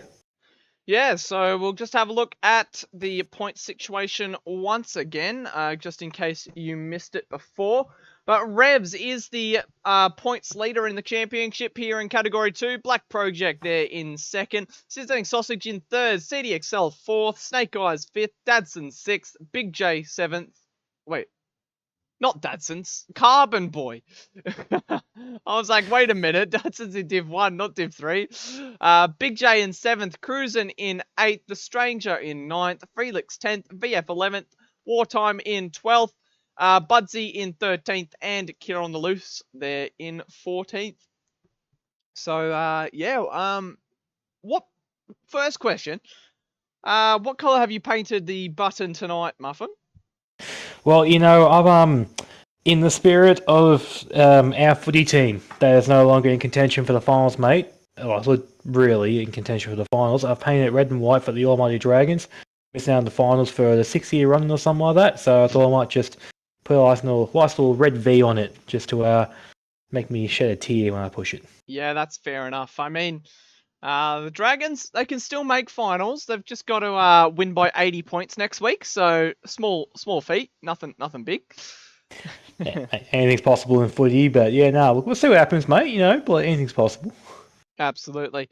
So what do you say we get started with this 10-minute qualifying session for the Liquid Solutions Division 3? That sounds like a good idea. Time to push that button, shed a tear, and send these guys on their way. Absolutely. Here we go. The 10-minute qualifying session about to get underway around Mount Panorama, Bathurst. Everyone, strap in, grab your popcorn, grab whatever beverage you decide to drink at this time of night. Get ready for a fully hectic qualifying session here at Mount Panorama. As the first few drivers are making their way out on track. Cruisin' is the first one out on track. Oh, there's two cars inside one another. Okay, there we go. They're no longer conjoined twins. As they head down towards Griffin's Bend here on the outlap. They're already looking a little bit racy. Come on, guys, just settle down. It's the outlap of qualifying. You're not going to get any extra laps by driving quick around here. Yeah. Not tonight. It's not about the laps, mate. It's about the mind games, mate. You gotta get in their heads, you know, try and them before they even start, mate. I see where Revs is going there. Absolutely. So Cruisin' was up at World Time Attack with us. We said hi to him, and he was hanging out with the guys at World Time Attack with myself, Muffin, Carbon Boy, Ricky Bobby, Goaty, Speedy, Brocky. We had so many people there, didn't we? Oh, TJ. I almost forgot TJ. Yeah, don't forget TJ, mate. Oh, it was one of the best weekends in the world, in my opinion. Absolutely underrated event, and we're not being promoted, not getting paid for this little promotion here. But I highly recommend everyone at home, if you get an opportunity at some point to do it in your life, go to World Time Attack. It's a great weekend out. Absolutely, we need as many people as we can get next year. It's always a good time. Last year we had 4 people, I think, from Sector 1. This year we had 9. Next year let's aim for about 20. I like that progression there, go up at an exponential rate. But enough about World Time Attack. Let's start running through the grid here of the Division 3 boys. Yeah. So Cruisin leading the way out on track. We have the current points championship leader in Revs. They're in second. Killer on the loose in the Lightning Motorsport car in third out on track. We have Carbon Boy in the Golf livery. This is the livery we've been wanting to see out on track with a particular person driving this car. Carbon Boy, he's known for his light blue and orange. He's the blue and orange guy. And to see him in a Golf livery in the number 28, it's just something of absolute glory. I mean, the orange wheels as well to go with it. I mean, this is something that he's been looking forward to for ages, and he's just driven home tonight all the way from Sydney to Melbourne. So he's jumped in the rig and he's here tonight to give it a red hot crack in the Golf livery. We have Budsy just behind, who is very, very close to Carbon Boy there, so not a lot of room, space. He hasn't given himself a lot of space out on track for this qualifying lap. We have the Stranger there in 7th place, once again, in the Team 53 Alliance car. A throwback to his first ever drive in Sector 1, which was with the Team 53 car. So he's seeks special approval from his good mate NASCAR if he can run the Doghouse guys in a Team 53 replica, and that's exactly what they've done. And it's just incredible to see the Team 53 BMW back out on track. Absolutely. I love to see it myself. Team 53 was one of the teams I drove for back in the day when they were on the grid here, and yeah, NASCAR and all the boys at Team 53, they just knew how to put together a good car and how to run a team. They're absolutely sensational people to be around, and it's nice to see a retro livery like this on the grid. Yeah, absolutely. We've got Black Project there in a nice looking livery. We have 8th out on track is Freelix in a throwback Coon Corp livery. Big J in the Symmetry car, which I believe was done by their one of their Category 1 drivers. Artsy did up the livery for Team Symmetry this weekend, and it's quite a good livery. I quite like that. Nice livery there. Retro vibe to it, yeah, definitely does. I don't mind it at all. Wartime in 10th there as the first few laps are coming in. We have VF in the Datsun car there, a throwback to the original Datsun racing car. We have Snake Eyes there, 12th. 13th out on track is Sizzling Sausage, and finding himself in a nice bit of space at the moment is CDXL. So as the first few lap times are coming in, Black Project has got cruising by 200ths of a second. 0.018. Freelix slots himself into 3rd place there. We see Big J in the background running slightly wide through Hell's Corner. VF there in 7th place. We see Freelix going purple as well. Yep, I just want to say as well, if you want someone purple, look at XL come into the chase. He's up by 1.4 seconds here, ladies and gentlemen. He is on the flyer of a mission, of a man. I'm not sure where I'm going with this. Called Lap of the Gods for all I care. Into the braking zone of Murray's Corner. Gets it turned in, and this is going to be a ripper first lap. Look at the sector splits at the moment. 8.8 tenths clear of Sizzling Sausage at the top of the times, who in turn went 6 tenths quicker than Black Project for second. Holy moly. That is a whopping time. Stonker of a those top two cars have just put themselves in front of the field and said, you guys have fun fighting for P3, we're going to leave this chat right now. That lap time would have been good enough for P4 in Division 1. That's how good of a lap that is from CDXL. I don't think anybody is touching that here tonight. I think XL, look, I don't recommend quitting back to the pits, but he could definitely park the car now. I think that's enough for him tonight. One and done, I think that's enough to get pole, but that's just my opinion. He can do what he wants. But you know, it'd be a nice, be a nice little show of what you got, show of force, just to not go again. Great lap from Cruisin there. Slots himself into P3. Goes half a second quicker than Black Project in 4th. Black Project there coming to the pits as he's being passed by Stranger to P4. Great lap from the Stranger. Slots himself P4. Carbon Boy with a lap good enough for P9 there at 203.4. Considering the amount of driving he's done today, that's absolutely a sensational time. Big J into P4 for Symmetry. What a lap is that from the Symmetry driver, the number 29 car. Only behind Cruising by 600ths of a second there. Great job there from Big J. Yeah, absolutely. Cruising, he loves this track, and showing so far why he's he's a decent driver in Sector 1, been here for a long time. He's had plenty of Division 1 races, and now he finds himself in this Division 3 field, and he's having a field day out there at 2022 at the moment. Lots of twos. I believe Cruising can correct me on this if I had that wrong, but I believe he is chasing his third, if not fourth, Bathurst win here in Sector 1. So even though he's third on the grid currently, ladies and gentlemen, do not doubt this man. He is a dark horse when it comes to the races. Him and this track go together like peanut butter and Vegemite. I don't know about that one, Muffin. Hey, look, mate, $20 is $20. That's almost as weird as your McMuffin McFlurry.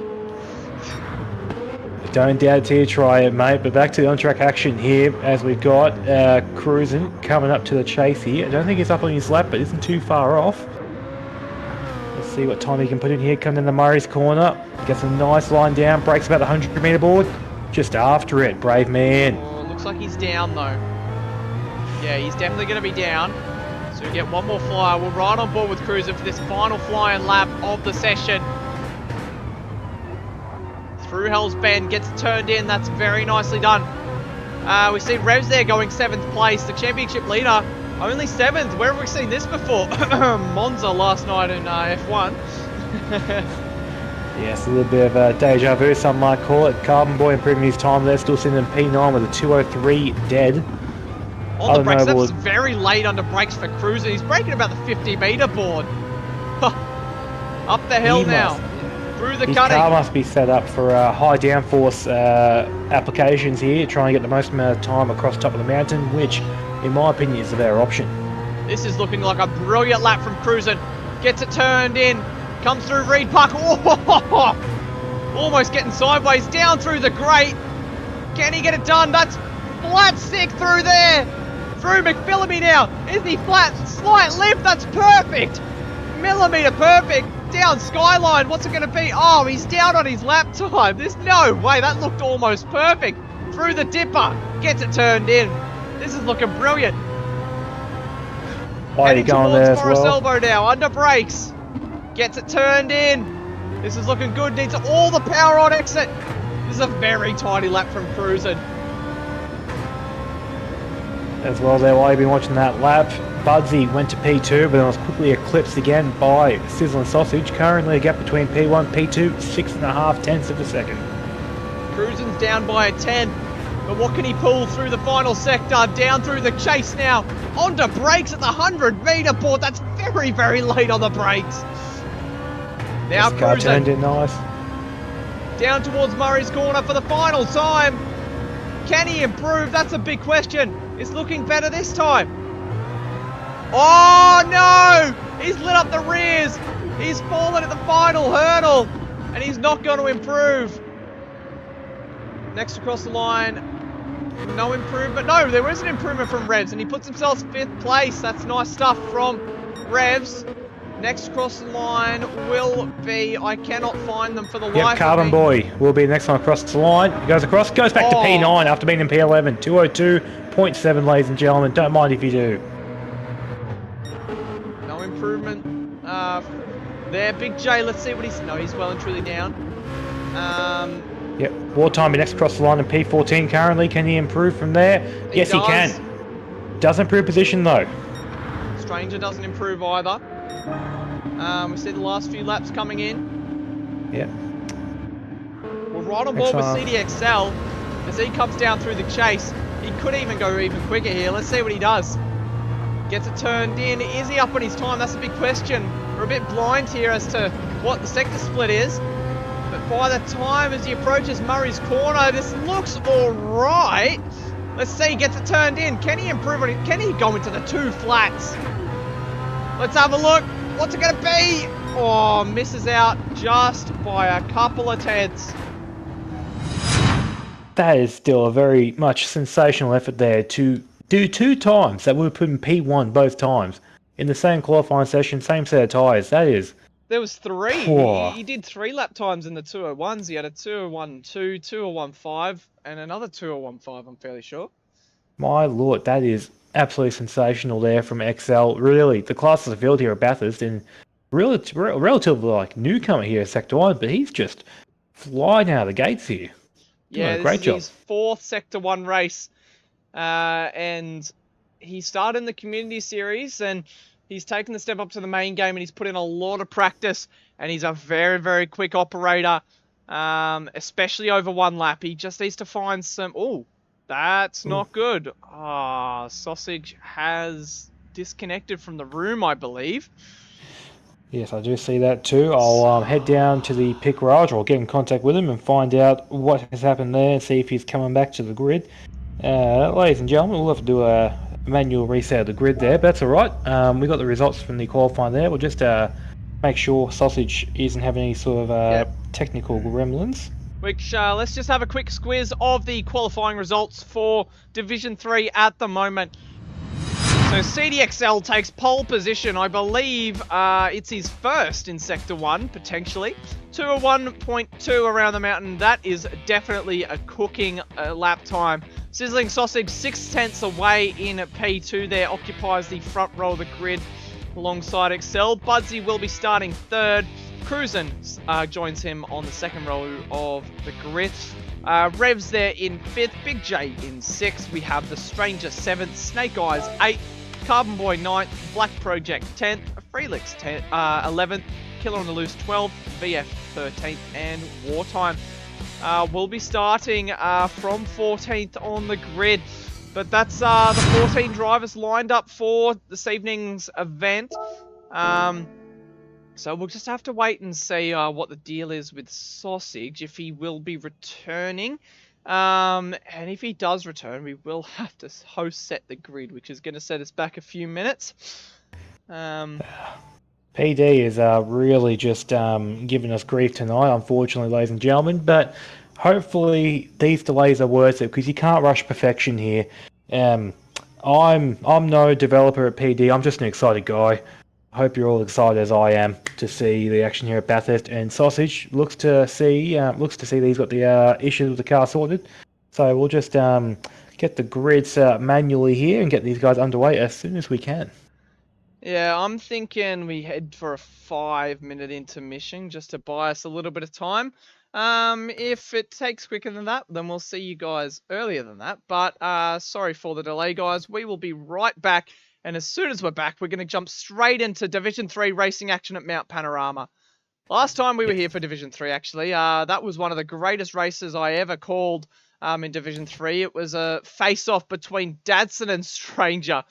So if hopefully we can replicate the brilliant racing action that we had back in Season 6. But yeah, we'll see you guys in a couple of minutes' time. We'll be right back.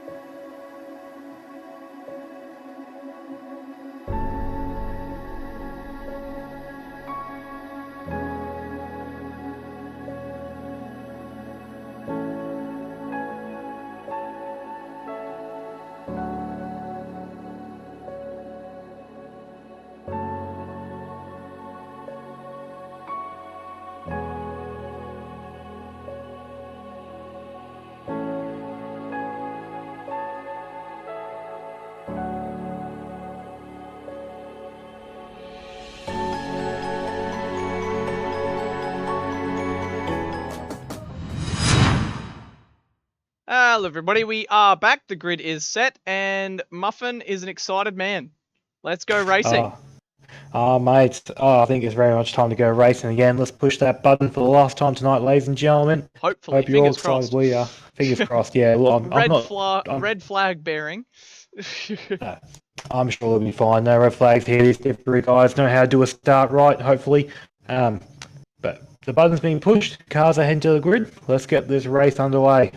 Here we go. And if you guys have seen in chat, there's a new poll that's popped up. It's who will win this Division 3 race. So make sure you click down below who you think will take out the race win today. Alright, cars on the grid. Engines purring. Revs starting to rise here. We've got 3 lights, 4 lights, 5 lights. And we're underway here. Everyone gets a good launch off the line. Except for one person there in the background just missed. But it looks like Sausage is going to sweep around the outside of Excel. He gets him into the first turn. As they head down Mountain Straight for the first time in this one. Bit argy-bargy through T1, but everyone made it through all right. No red flags here, ladies and gentlemen. We will continue on. Yeah, I think that was Big J in the Symmetry car. He got a poor launch off the line, and then he got rear-ended by somebody off the line, and they took out the braking marker, funny enough. But these guys head down. Oh, is there contact? Oh, there's contact, yes there is. Who's that facing backwards? Is that Revs, the championship leader, potentially? Ooh, must have some contact there. Another car got turned sideways at the cut in there. Like Ambrose and Murphy back in 2003, 4. Please correct me the year if I'm wrong. As we catch that on the Liquid Solutions action replay, he was side by side up the hill with, I believe that's Budsy. And then, oh, he hit the inside wall. Oh, that's disaster. Yeah, the championship just gets harder and harder for Revs there, unfortunately. But he's going to persevere. He's currently 19 seconds off the lead and 11 seconds off the P13 car in wartime. Not an impossible gap to catch, but definitely he's making the job hard for himself here. That's going to be that has huge implications for the championship battle at this stage. Yes, I got a message there from Karen. 2005 it was, Ambrose and Murphy. Thank you for that, Karen, for that correction there. Right, now what it's done though. At least he's good for something. Yeah. I'm not a factician, mate. I'm just an excited guy. As you see here at the front, we've got Sizzling Sausage here. In my opinion, star of the century right now. P1 got 7/10 of a second over Excel there. Cruising bumped up the third there. Got the best of Budsy off the start. Stranger in P5 maintained position. Carbon Boy to P6. He's made up 3 spots off the start there. Grouse spoke there for a bloke who drove from Sydney to Melbourne today. Yeah, absolutely exactly. Lovely. He's Yeah. it's not quite 1,000 Ks between Sydney and Melbourne, so he's making up the extra couple of hundred here tonight at Bathurst. Then he will have driven, the Sydney to Melbourne Bathurst 1000, I guess. Sydney to Melbourne via Bathurst. Perfect. Yeah. It's a bit of a detour. That's alright. Now, also appears VS also had an incident somewhere. He's currently 1.8 seconds ahead of Revs and 7 seconds behind wartime. It's been a little bit of chaos here with this two, ladies and gentlemen. Yeah, absolutely. As these guys come through Reed Park now, Sizzling Sausage starting to get a little bit of pressure from Excel up the top. Down through the grate. Oh, not a lot of room to the wall there. That's maximum commitment from Sausage. Through McPhillamy Park now. Down Skyline. That Black Rose car doesn't look as confident as the Datsun behind him. Fortes the gap. Oh, Excel almost into the wall there. Sausage doesn't need to do anything too fancy. He just needs to hold position. It's a one-lane groove through the mountain there. Exactly. So Sausage gains lots of time on entry, but he's lost it all and some on exit. Excel could have the overrun to make a move on Sausage down towards the chase. Let's see what happens. We're riding on board with Excel down Conrod. That gap getting tighter and tighter. He's caught him at an awkward point here, but he pulls to the inside. But, Sizzling Sausage late under brakes. That's brilliant defense to keep himself ahead of Excel here. Have a look at the two cars there as well on the way down to the kink. There was a 7k an hour difference in favour of Excel there at the kink there. Excel had massive overspeed, but just couldn't get the move done under brakes. So Cruisen's up in a third. He's into the podium positions here in Division 3. And he sets the fastest lap of the race on that last lap at 2:02.9. That's rapid actually for the first lap. Yeah, Cruisen, they're doing a great job there. Still within touching distance. Cruisen is... You need to get that on a shirt, I reckon. I wonder if it's a possibility if he's following in the wise ways of his teammates CPJ and Debrev and going for the two-stop strategy here. Potentially. So Stranger's purple here as well. He's fallen out of slipstream range of Budsy, but Carbon Boy is sort of just waiting in the wings, and if anything pops up somewhere around the lap, Carbon Boy will be waiting to fire it down the inside like a vulture, very opportunistic. Very much so. I think right now, if Stranger's purple, then Carbon Boy wouldn't be too far off himself, because he is right under that rear wing nearly of the Stranger there. As long as Carbon Boy and, to an extent, the Snake Eyes get a good run down the mountain, they're going to get a nice good tug as Snake Eyes hits the wall at McPhillamy there. Loses a bit of time, but keeps the car facing forwards. Out of slipstream range now, come up to the S's here. Tips it in nicely. One turn, two turn, red turn, blue turn, through the dipper. Blue turn. Into Forest Elbow now. We see Sizzling Sausage and CDXL. 5/10 the gap as they head down Conrod Straight for the third time this race. Currently gap there, 4.5 tenths of a second now, 4 tenths down below to 3.5 tenths. Excel here is going to have a massive overspeed. Ooh, I wonder if Sizzling will defend the inside line here, knowing that Excel will send it if need be. Nope, thinks better of it this time. Excel is biding his time here, trying to wait for a better opportunity. Was not close enough that time. I think Sizzling Sausage is running less downforce than Excel, because Excel gets him across the top, but Sizzling Sausage just has enough to get him in a straight line down towards the chase, which that's going to make things hard for Excel to get past. He's going to be quicker over a lap, but if Sizzling Sausage can keep Excel behind, Excel's also going to be using a lot more of his tyres and fuel as well. Just want to say, as well, something I missed in the background there, bit of chaos between Killer, VF and Revs. They're all sort of in a bundle here. Rev's got the best of the Killer there, now on the back of VF.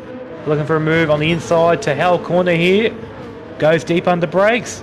Gets the move done. Oh, VF tries to hold it. Ooh, going too wide up Mount Straight here. The championship battle for P12 is on. Rev gets past there, but VF will have a slipstream. Will he go for a move? Up into Griffin's Bend here. It's going to be touch and go. Scrap here between Revs and VF. What's it going to be? Does VF pull to the inside? No. That's wise. He knows that Revs is a very quick operator, so maybe just biding his time. It's early doors in this race, so maybe he just wants to bide his time and live to fight another day. As Sausage and Excel, there's still nothing that separates these two as they fly down the S's through towards the dipper. 4/10 the gap. This is brilliant racecraft from Excel, being able to follow somebody so close without making contact. Not just with the car in front of him, but also with the wall. This dirty air in these cars is very, very painful. Especially at a track like this where you got a lot of fast sweeping corners and you want to have the car planted on the ground. As you see here, Excel going for the inside line for the kink, which then comes the outside for the chase. Will he have enough overspeed to cut his nose back across? He does! Excel takes the lead there on lap 4 of 23. He was closer this time than he was the last two times by about 0.2 of a second. And he's able to get that full overlap and get a whole car length in front of Sizzling Sausage. And just chop off his nose as they came into the chase. And what that means is that Excel is now released. He's already put 7 or 8 tenths on Sausage. So maybe even a difference in strategy here, or just potentially, maybe not for the 2-stop for Excel, but maybe just thinking about the 11 laps to start off with rather than the 12. Well, look, whatever straight he's going with right now, I say it's working. Last time around, he set the fastest lap of the race with a 2:02.5, which is just blisteringly quick. Better than anything I could do, that's for sure. I think you're writing yourself off a bit, Muffin. You'd be surprised. I'm pretty washed, mate. You know, like, I'm just a race director. You know, I'm a pretty excited guy, but I ain't no race driver. Okay, Michael. Right now, what it has done though, it's sort of close to pack up a little bit. Currently, P1, 2, 3, and 4 only separated by 3 seconds here. I'd say very much a mistake for many of these guys, and the pack's going to close back up. But I got a feeling Cruiser's made one recently because currently only 0.4 of a second between Budsy and Cruisin there, coming up to Brock's Skyline. Which Cruisin and Budsy are lapping very, very quick as well. You see Budsy on that last lap at 2:02.568. That's only a couple of hundredths away from what CDXL did on the last lap as well. So these guys are cooking. Cruisin's only 0.2 off the pace as well on that last lap. So these guys really bringing the fight to the front, guys. And I think we've got a real battle on our hands here. I've got a strange feeling that Cruisin and Budsy, wherever strat they're running, is going to be the same strat. But it's hard to tell really what strat everyone is running here. It's everyone's sort of running very, very similar sort of like lap times and us to an extent tire and fuel wear. We see a move. Oh, Big J down the inside of Snake Eyes. He gets that done. Up into 7th place now. The Symmetry Snake car Eyes, slides his way through. Snake Eyes wanted to hold it ever so badly around the outside there, but unfortunately it's just too deadly of a move to try and get done. But he'll settle in for another day here. He's well and truly within slipstream here. All he needs is a good run out of Hell Corner, and he'll have a nice little lunge into Griffin's Bend, I reckon. Yeah, we've got a nice little battle pack in the mid pack here with Stranger, the best of the rest at the moment, holding Carbon Boy, Big J, and Snake Eyes behind for 5th through to 8th. So we've got 2 nice little battle packs here. But we could see Carbon Boy going for a move on the Stranger here. Down into Griffin's Bend. Carbon Boy looks to the outside. Can he get it done? No. As it's off camber, off the racing line here, so you have to be very, very brave to try and get anything done around the outside of Griffin's. Carbon Boy still looking very, very racy on the tail of the Stranger. We see Big J looking very racy as well. He's dropped Snake Eyes, and now he's looking eyes forward straight up to Carbon Boy and Stranger ahead. What a little sort of half move did for Carbon Boy though. He's going to have Stranger looking at his mirrors now more than forwards. He's going to know that Carbon Boy wants that position. He's not going to work with him here, ladies and gentlemen. He is going to try and get past him as best he can. So if Carbon Boy gets a good run into any of the hard braking zones, don't be surprised if Stranger just misses his mark by a little bit and loses a position through a mistake rather than just a completely clean move, so to speak, from Carbon Boy. Yeah, Carbon Boy drives very opportunistic. He's very level-headed. And he likes to just sit behind. He's happy to sit behind and save his car. But if a move does open up, you leave the door open, you run wide, he'll take that move in an instant. And that's what catches a lot of people out, just applying that pressure like he is now, 2.5 tenths. But if the gap presents itself, he's going to fire it down the inside. As we are saying, he shows the nose through the chase. He's not quite close enough to get that move done. I think he actually lifted through there to give Stranger a little bit of room. I think it was just the case that if he wasn't close enough to go alongside before the kink, and it would have been too risky to try and do it, try and get alongside through the kink. So I had to think better of it that day. Yep. This time, I should say. He caught the Stranger at a very awkward time through there. You want to be far enough back that you can catch them to make a move onto the brakes, or you want to be close enough that you can get the move done before the kink. And if you find yourself... Oh, Carbon Boy! He's almost lost it. But that means the doors open up and Big J slides on by. Carbon Boy loses 6th place to the Symmetry driver. The number 28 and number 29 trade places.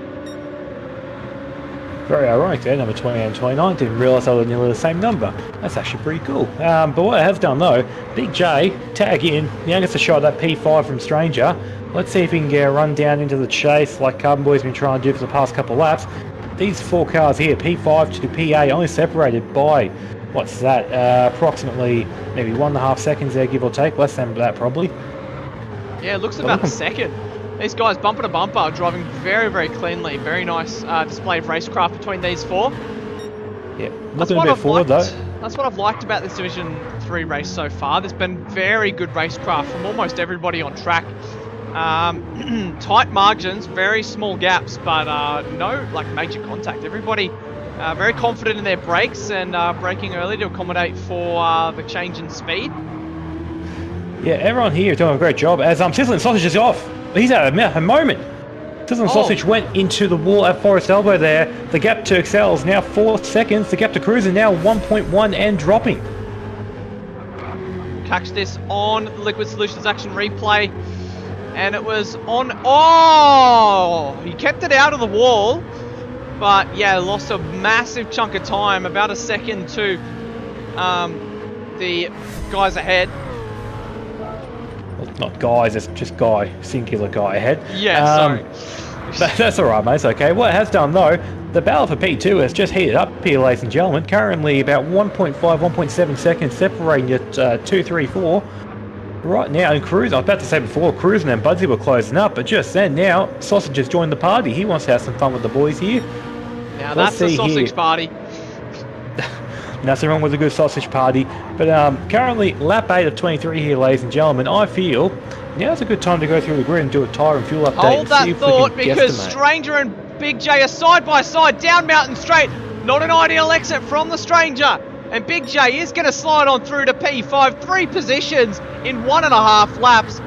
Big J slides on by. Oh, we see Carbon Boy looking for an opportunistic move in the background there. I think we got to start calling Carbon Boy the Vulture. Picking up the scraps. I like the sound of that. Carbon Boy there, he put the nose in, hoping that Stranger would try and go deep to maintain that P5 position, but Stranger, they're thinking better of it, knowing that he's going to have to fight another day later on. But now that battle has somewhat sort of quelled temporarily, now can we try and go for a tyre and fuel update for the ladies and gentlemen at home? I think that would be a brilliant idea, Muffin. Lovely little notices. Thank you, Harry Crutch. As we go here, your APR Automotive Tyre and Fuel Update brought to you by APR Automotive. You're in safe hands. Your leader, S1XL, CDXL, whatever you want to call him, he is currently leading the race, 5.5 seconds. He has got roughly 45% of a take of fuel, and his tyre wear, he's probably got about half on all tyres, bar that front right. Currently they're probably about maybe just over half worn, but overall, tyres looking pretty nice, fuel's looking pretty good. Very good wear rates at this point in the race, lap 8, if there's only halfway. He's driving that car smoothly. Sizzling Sausage in P2 there. Same fuel as the car in front of Excel, but tyre wear slightly worse on all tyres. As we got Cruising, he's in for the 2-stop. Oh, Cruising, he's already got my driver of the day domination right here. Right, we'll come back to him in a second there. Budsy now inherits P3 there. Currently with the best fuel out of 2 cars in front by only a slither. Currently about 48% of a tank, not too much at all. Tyre wise, about the same as Sizzling Sausage in front. Bill Ware on the front right. Overall looking pretty good. Big J in P4. Currently he's the worst off on fuel, probably about maybe 38% of a tank at worst. And tyre wise, yeah, he's used that front right a bit more than anyone else, but not by much. Lap times though, still good considering. Stranger there in P5. Currently, he's about the same sort of fuel as Big J in front, around about that sort of like 37% of a tank, so to speak. Tyre wise though, he is looking about the same as Excel in front. He is really nursing that car as he's being hounded by Carbon Boy in P6 there. He's currently the best off on fuel, I'd say, at this point in time, looking about the 45% mark, a bit more than I'd say nearly, to be honest with you. And tyre wise, he's looking about the same, if not maybe a touch worse than your leaders and Stranger in front of him.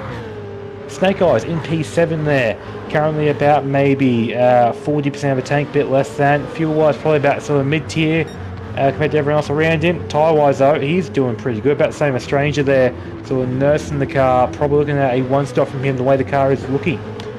Frelix there in P8, currently about 35 to 30% of a tank, probably looking not the best on fuel, but he should be able to make it to that lap 11, lap 12 mark if he is on a 1-stop strategy. Tyre wise though, he's looking about the same as Carbon Boy in front of him there in P6.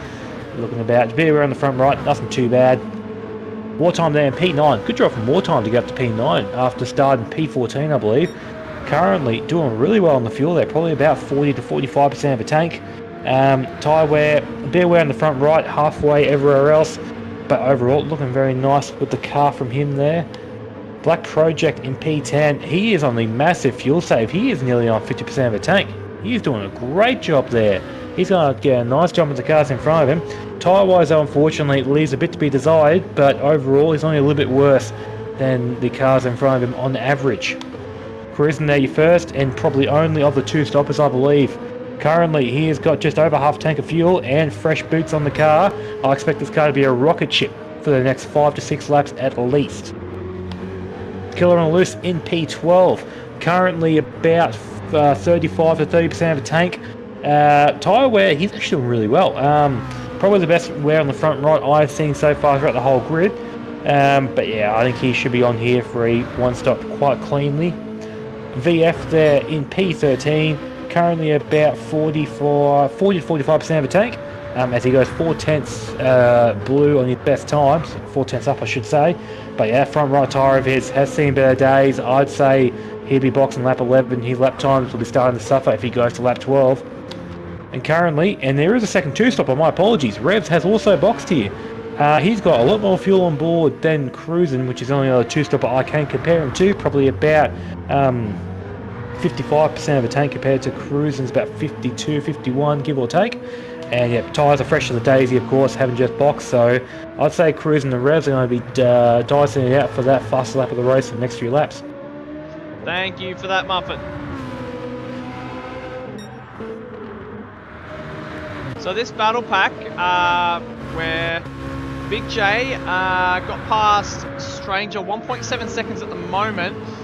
Carbon Boy's still sitting behind Stranger. Snake Eyes sort of there or thereabouts as well, but Freelix has sort of closed things up as well. He's sitting there behind Snake Eyes, so he's joined the party as well. So we once again have almost a 4-car battle pack here, which the Stranger's late stint pace has been quite crucial. He started off a bit shaky, and he was under a lot of pressure from the 3 cars behind, but his middle late stint pace is looking quite good, and he's sort of branching a bit of a gap, relieving a little bit of that pressure from the guys behind, but mostly single file from these guys at the moment still. Yeah, I think all the guys here, they're doing a pretty good job maintaining their tyres and their times. Just looking at your P4, 5, 6, 7 and 8 currently, all of them have pretty much gone roughly a second slower than their personal best lap on that last lap just gone. So really, they're all doing a great job, sort of keeping the times nice and consistent. Of course, not going to set qualifying times every lap here at Mount Panorama with the tyre wear the way it is, but overall, the degradation is looking very good from all the guys here. Absolutely. But the question is, we're on lap 11. Who takes the early one stop? Because there's 2 variations of the one stop this race. You can either take your 11 laps first and do your 12 to finish off, or you take your long 12 at the start and come home strong on the 11 lap second stint. I think the way that this excellent game of ours has been designed, generally the undercut will be the faster strategy, but it does depend on who you're battling, who's around you, and how quick you feel your car is. Right now, one thing I want to talk about, you've got Sizzling Sausage and Budsy, currently separated by 3/4 of a second there. I'd say at this point, Budsy, if he's got confidence in the car, whatever Sausage does, he should do the opposite. If Sausage goes for the undercut, Budsy for the overcut, and then vice versa. Yeah, absolutely. So let's see, moment of truth. Excel's in on lap 11, and Sausage is in, Budsy goes round. So that's crucial in this race. Nice and neat from Sizzling Sausage into the pit lane. He has a 5% fuel save on Excel, but Excel is 6-7 seconds down the road, so he'll gain a second on him, but yeah, it's not going to be enough. Carbon Boy's in on lap 11. He has the best fuel save out of everyone, 24%. And we see, oh no, Black Project's in. He's got an even better save, 28% left in the tank. That is a brilliant save on lap 11. That's 8% better than what Laminator did last race in Division 4. So, quite brilliant. The fact that these guys are able to save so much fuel and lap at quite a rapid, swift pace. Definitely, and for reference here as well, your lead running 2-stop car is cruising at P7 there, currently 17 seconds off the lead. Your provisional leader, for lack of better terminology, Excel, is only 3.5 seconds behind cruising. So that is marvellous pace there from Excel, who would have done both a longer stint on more tyres. He also would have filled the tank up a lot more. So cruising here, unless he can put in the stint of his life, the win might be too far out reach at this point in time, but I'd say a podium isn't too far out of the equation for cruising here. No, not at all. I mean, I was just looking back to Sizzling Sausage as that's the closest person you can compare. The gap's currently 16 seconds just about between Cruisin' and Sizzling Sausage. So I think, how much is a stop? It looks like it's about, we'll have a look at Cruisin' because that'll be able to tell us. 2:17, 2:12. So he's lost about net about 10, 15 seconds. So 25 seconds. So he's going to have to bridge about another 10 seconds over the rest of the race. He is going to have to quicker car, but at this stage of the race, he's going to have to be lapping a second quicker on average than Sizzling Sausage if he wants to get that podium. Like, on paper, of course. Anything can happen. Right, and there you go. Look at the fuel save difference here. Budsy comes in with 20% fuel. Big J with 9. Stranger with 7. Snake Guys with 9. Relix with 7. Budsy here should get a good jump on Sizzle and Sausage. We'll keep an eye on Sausage here, see where he comes out. So let's Sausage see, Cruisin'. Cruisin' will get a couple of racing laps added to, lead added to his tally, I should say. I mean, Cruisin', I think, he's in the position at the moment where if he drives a good two-stop, I think Cruisin' could be one of the better, more... What am I trying to say? I think he can perform the two-stop from this position. Yep. I think if he just keeps up this pace, there's nothing stopping him from getting a podium. Like, we haven't really seen much success with the two-stop. I don't recall, where did Jerome finish? He finished third in Div 2. Okay, so he did finish third, okay. So that was, I guess, a good example of the two-stop. We didn't really see it in Div 1. Div 4, we saw Dobrev do it, but Dobrev had some issues throughout the race. He got stuck in traffic, or the one-stop traffic. But Cruisin' at the moment, he's lapping quite well. He's still got the lead over Excel. If he can hold on to that for the next 4 laps, if he can pit ahead of Excel, I think he's got a good chance. Absolutely he does. And one thing I do want to mention as well, Sizzle and Sausage did get a nice sort of undercut there on Budsy. The gap is currently 2.3 seconds between them. When Sizzle and Sausage went to the pits, the gap was about 7/10, give or take. So right now, Sausage here, he's got a good gap to maintain. He's going to have older tyres towards the end of the race. But really, if he can just maintain that gap and maybe get down to maybe 1 second mark, I'd say he should be safe here staying for our Budsy. So podium watch for Cruisin'. He's going to need 25 seconds just about to get across the line ahead of Budsy, who would be provisional P3 if Cruisin' would have stopped this lap. That's 10 seconds that he's got to gain on Budsy if he wants a podium. That's a tough call. I reckon even Carbon Boy with that fuel save has got himself up to P5. Quite a nice P5. But yeah, so Cruisin' and Carbon Boy is 22 seconds. So even then, I reckon Cruisin's even in danger of losing P5. I mean, if it was that gap, that 3 seconds on average that we would come out with, I reckon Cruisin would quite easily skip past on the fresher tyres and fuel. But he would be coming out of the pits behind Carbon Boy. And if he's coming up behind Carbon Boy, that's really going to hold him up, and he's not going to be able to have a good red hot crack at Budsy for that podium place. But we'll just have to wait and see.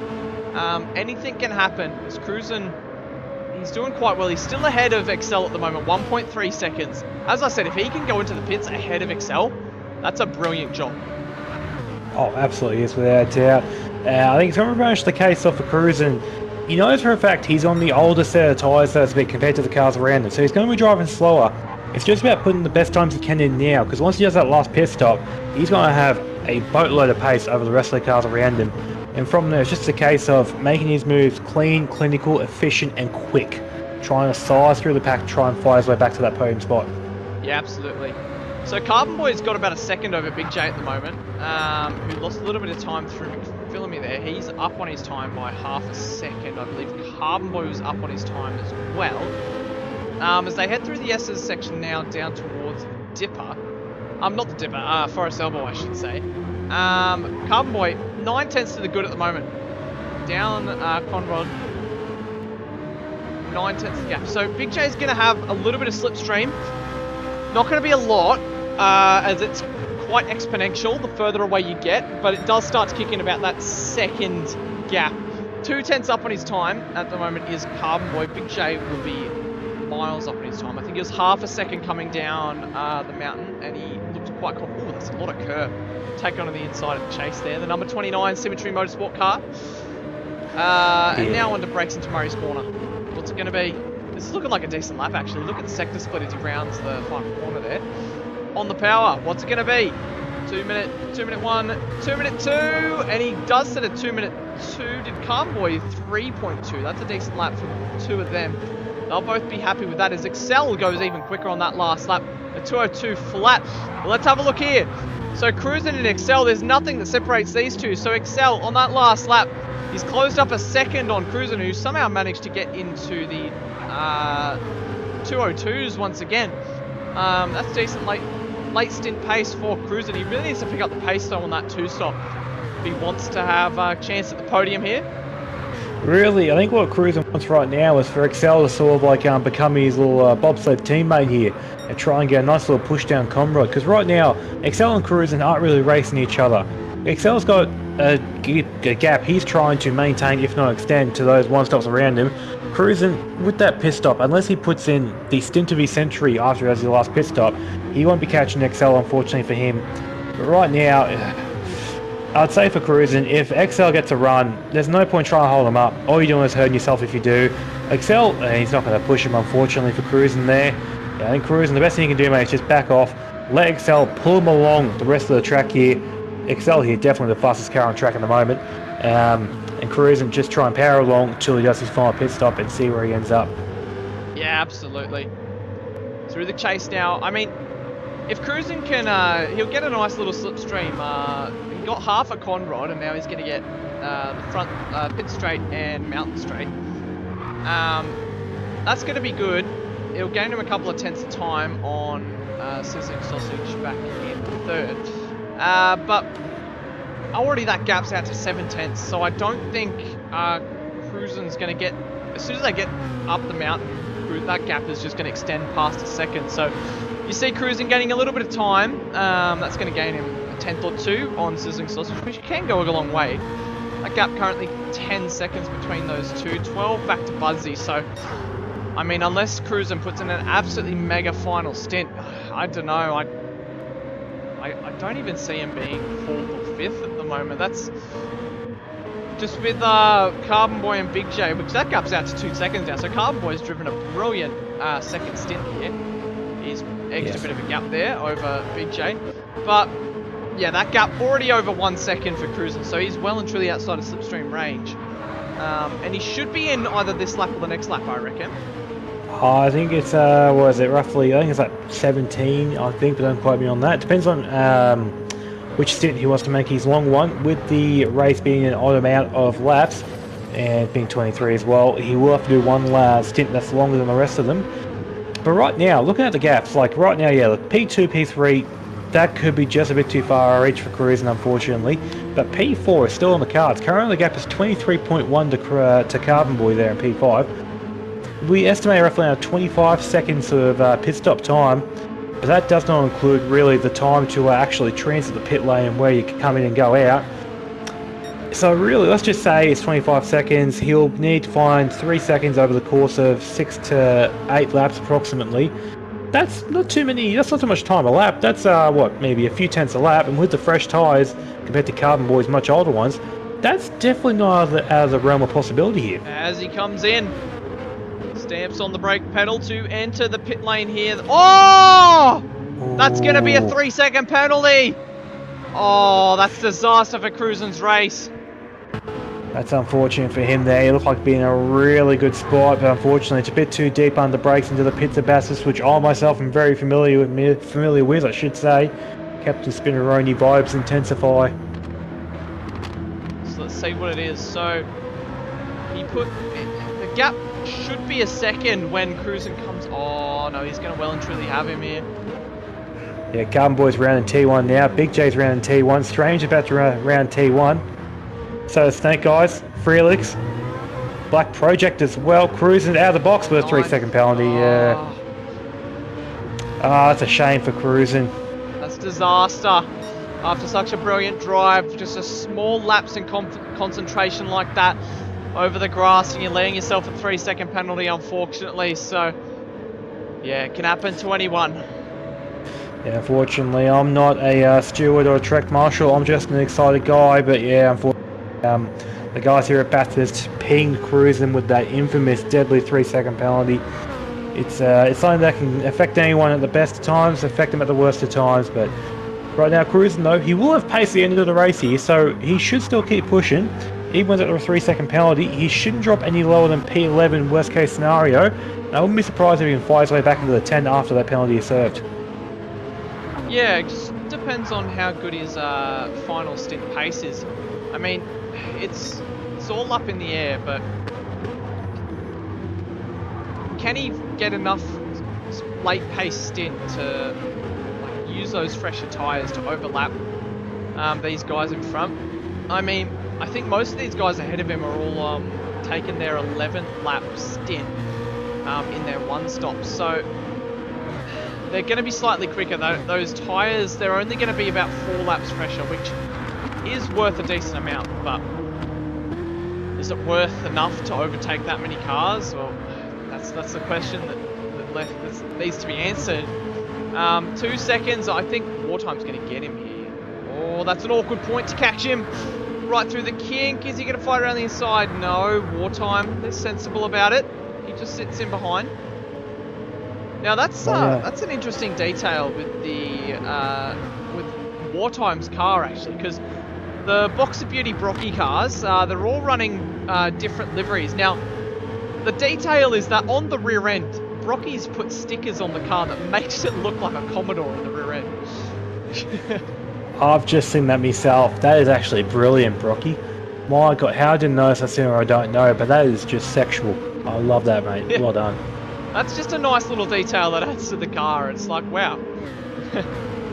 He's gone the extra mile here. Speaking of the extra mile here, everyone, I recommend keeping your eye on that fastest lap there. Revs has just done his final pit stop as well on the 2-stop. His best lap time of the race currently is a 2 minute 2.1. He's not far off Excel's time here. I would not be surprised if Revs here in this last stint of his hits sub 202s. Yeah, it's been a disappointing race for Revs. He won't be happy with this, but if you can gain an extra point with the fastest lap, then so be it.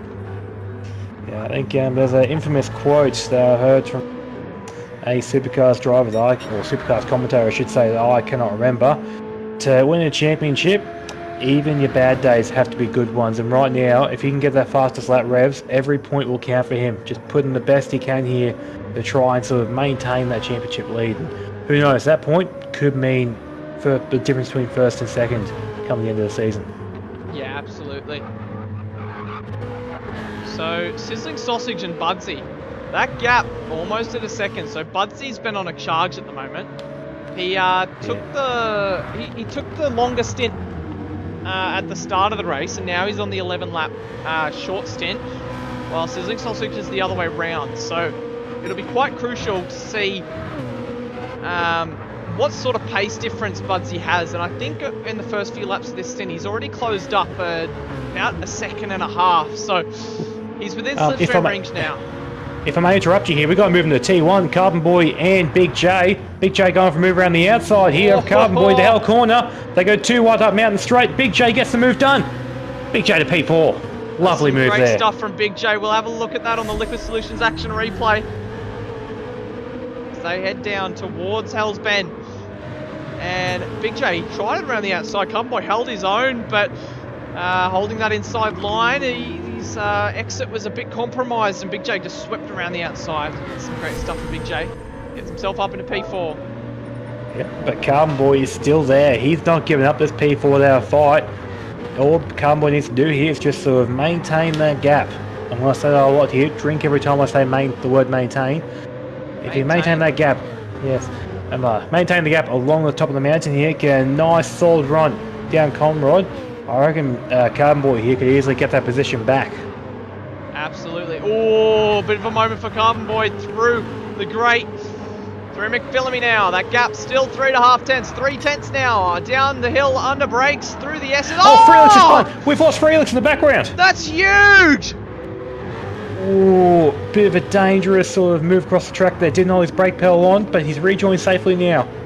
We'll have a look on the Liquid Solutions action replay at just what happened here. Riding on board as he came through McPhillamy Park. Oh, looking fine. And what was it? I reckon it was just as he stepped on the brakes.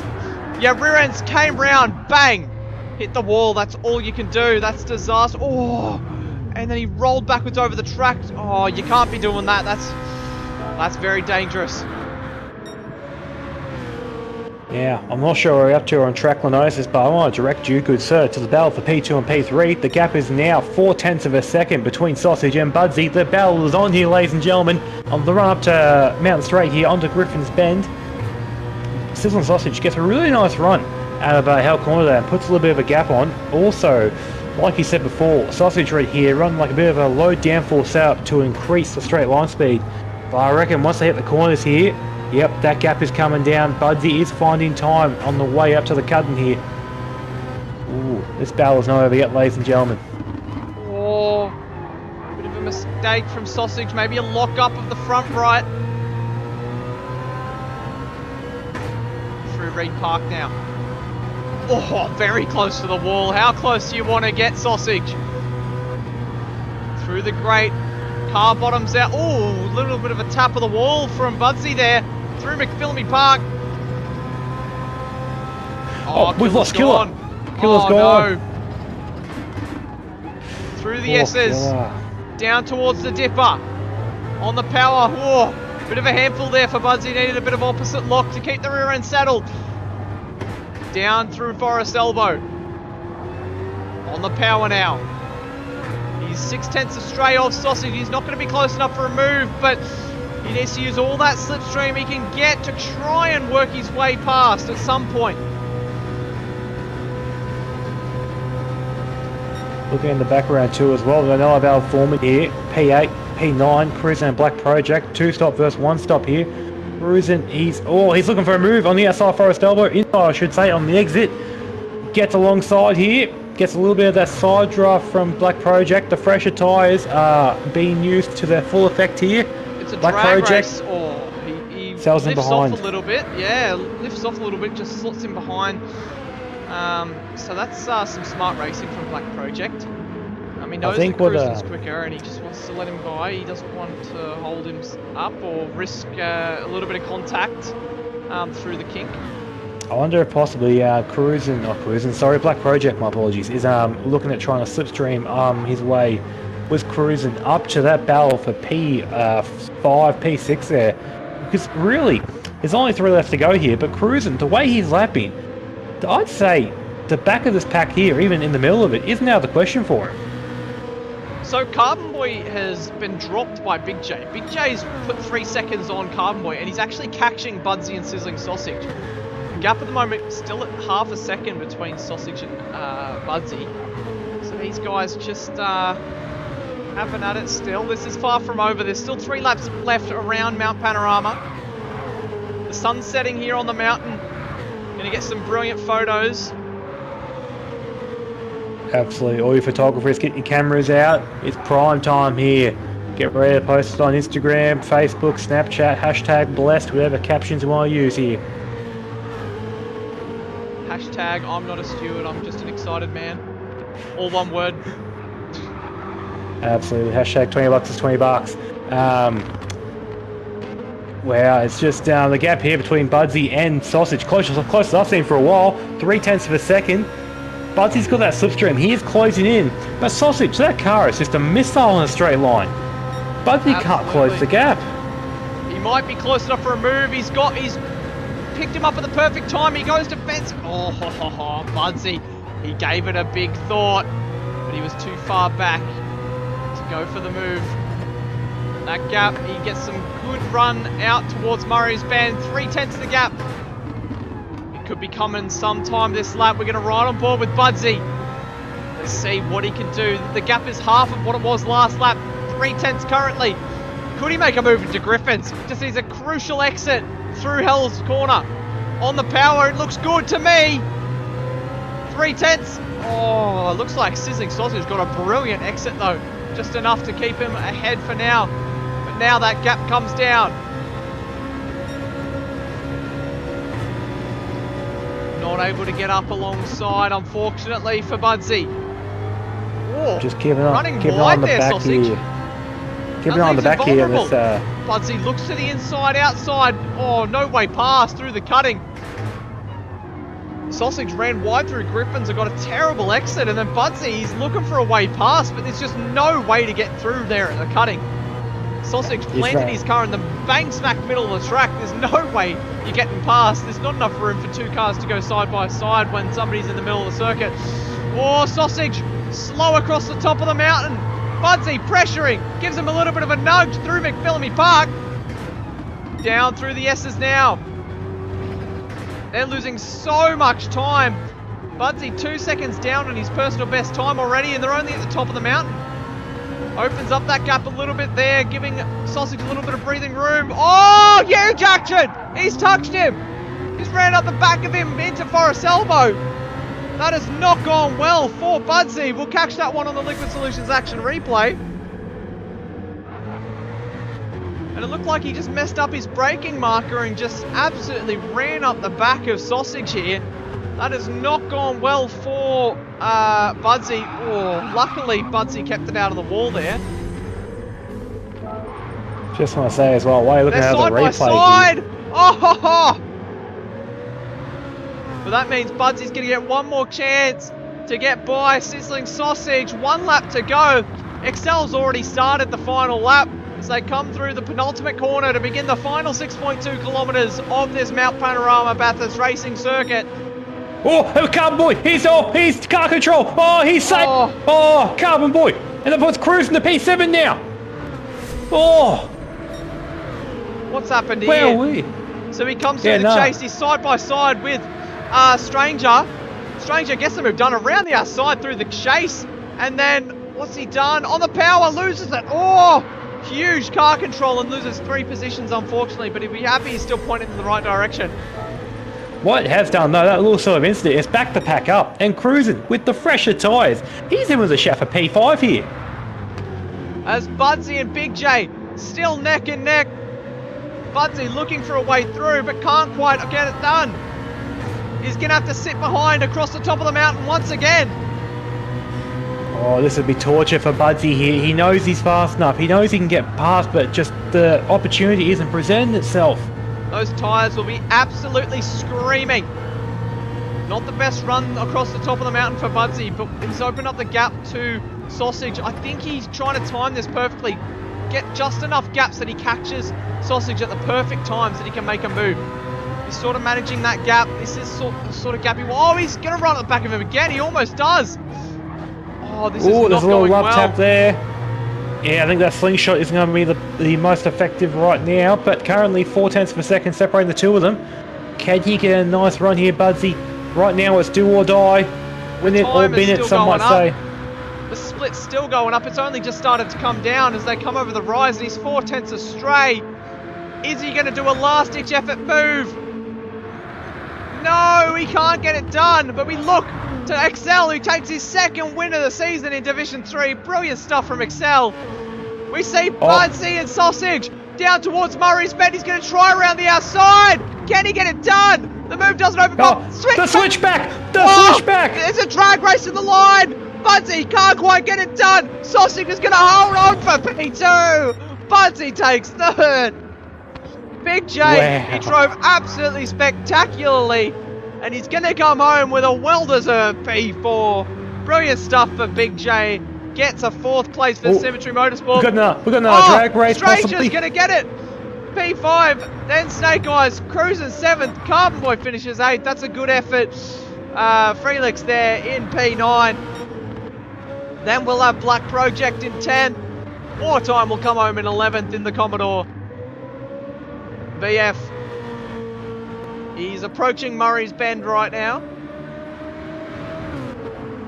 On the brakes for the final time. And he'll complete the 23 laps of Mount Panorama. VF across the line. P12. And it will be Revs. He's coming through the chase at the moment on the brakes. This has not been a great race for the points championship leader. Yeah, unfortunately, not every day can be a good one in racing. You're going to lose more than you win. Yeah, as long as he knows the championship, the season isn't over, just de-stress, reset, come back next round stronger, Revs. You'll be right, mate. It's all for the entertainment because he had a 20-point championship lead and he knows he needed to make it a bit closer for us, give us something to cheer about. Wow, what a race. Absolutely spectacular. The mountain never fails to throw up some brilliant racing action. Absolutely love to see it. But for now, let's have a look at the race results for Division 3, the Liquid Solutions Division 3. Here's how they shape up around Bathurst. Retro round Mount Panorama. CDXL takes P1 with a lap time, with a fastest lap as well. 2:02 flat. Very, very rapid pace for Excel. Almost into the 2:1s. Sizzling Sausage takes P2. Budsy completes the podium. Those two neck and neck across the line. That was a spectacular battle. Big J takes 4th. The Stranger in 5th. Snake Eyes 6th. Cruz in 7th. Carbon Boy 8th after his moment with a couple of kilometres to go.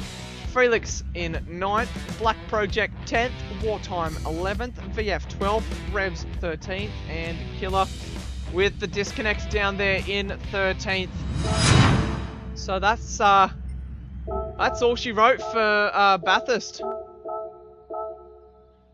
That's all she wrote, but my God, did she write a magnificent story once again. The mountain never fails to deliver some of the best racing action you'll see around the whole world. But, Yeah, I think, absolutely. ladies and gentlemen, don't be afraid. Chuck your Driver of the Day nominations into the YouTube chat there. I was going to chuck up another vote, so everybody can have a vote on it. Alright, I like the sound of that, definitely. Alright, yeah. so we're going to give you Excel, Budsy, Sausage, and who else was a really good drive? To be honest with you, I've got 2 more drivers I consider for that, but with you having only 4 options, it's hard to believe narrow. Who would you give your drive of the day to? Oh, really right now, personally, I'll give it to the Stranger.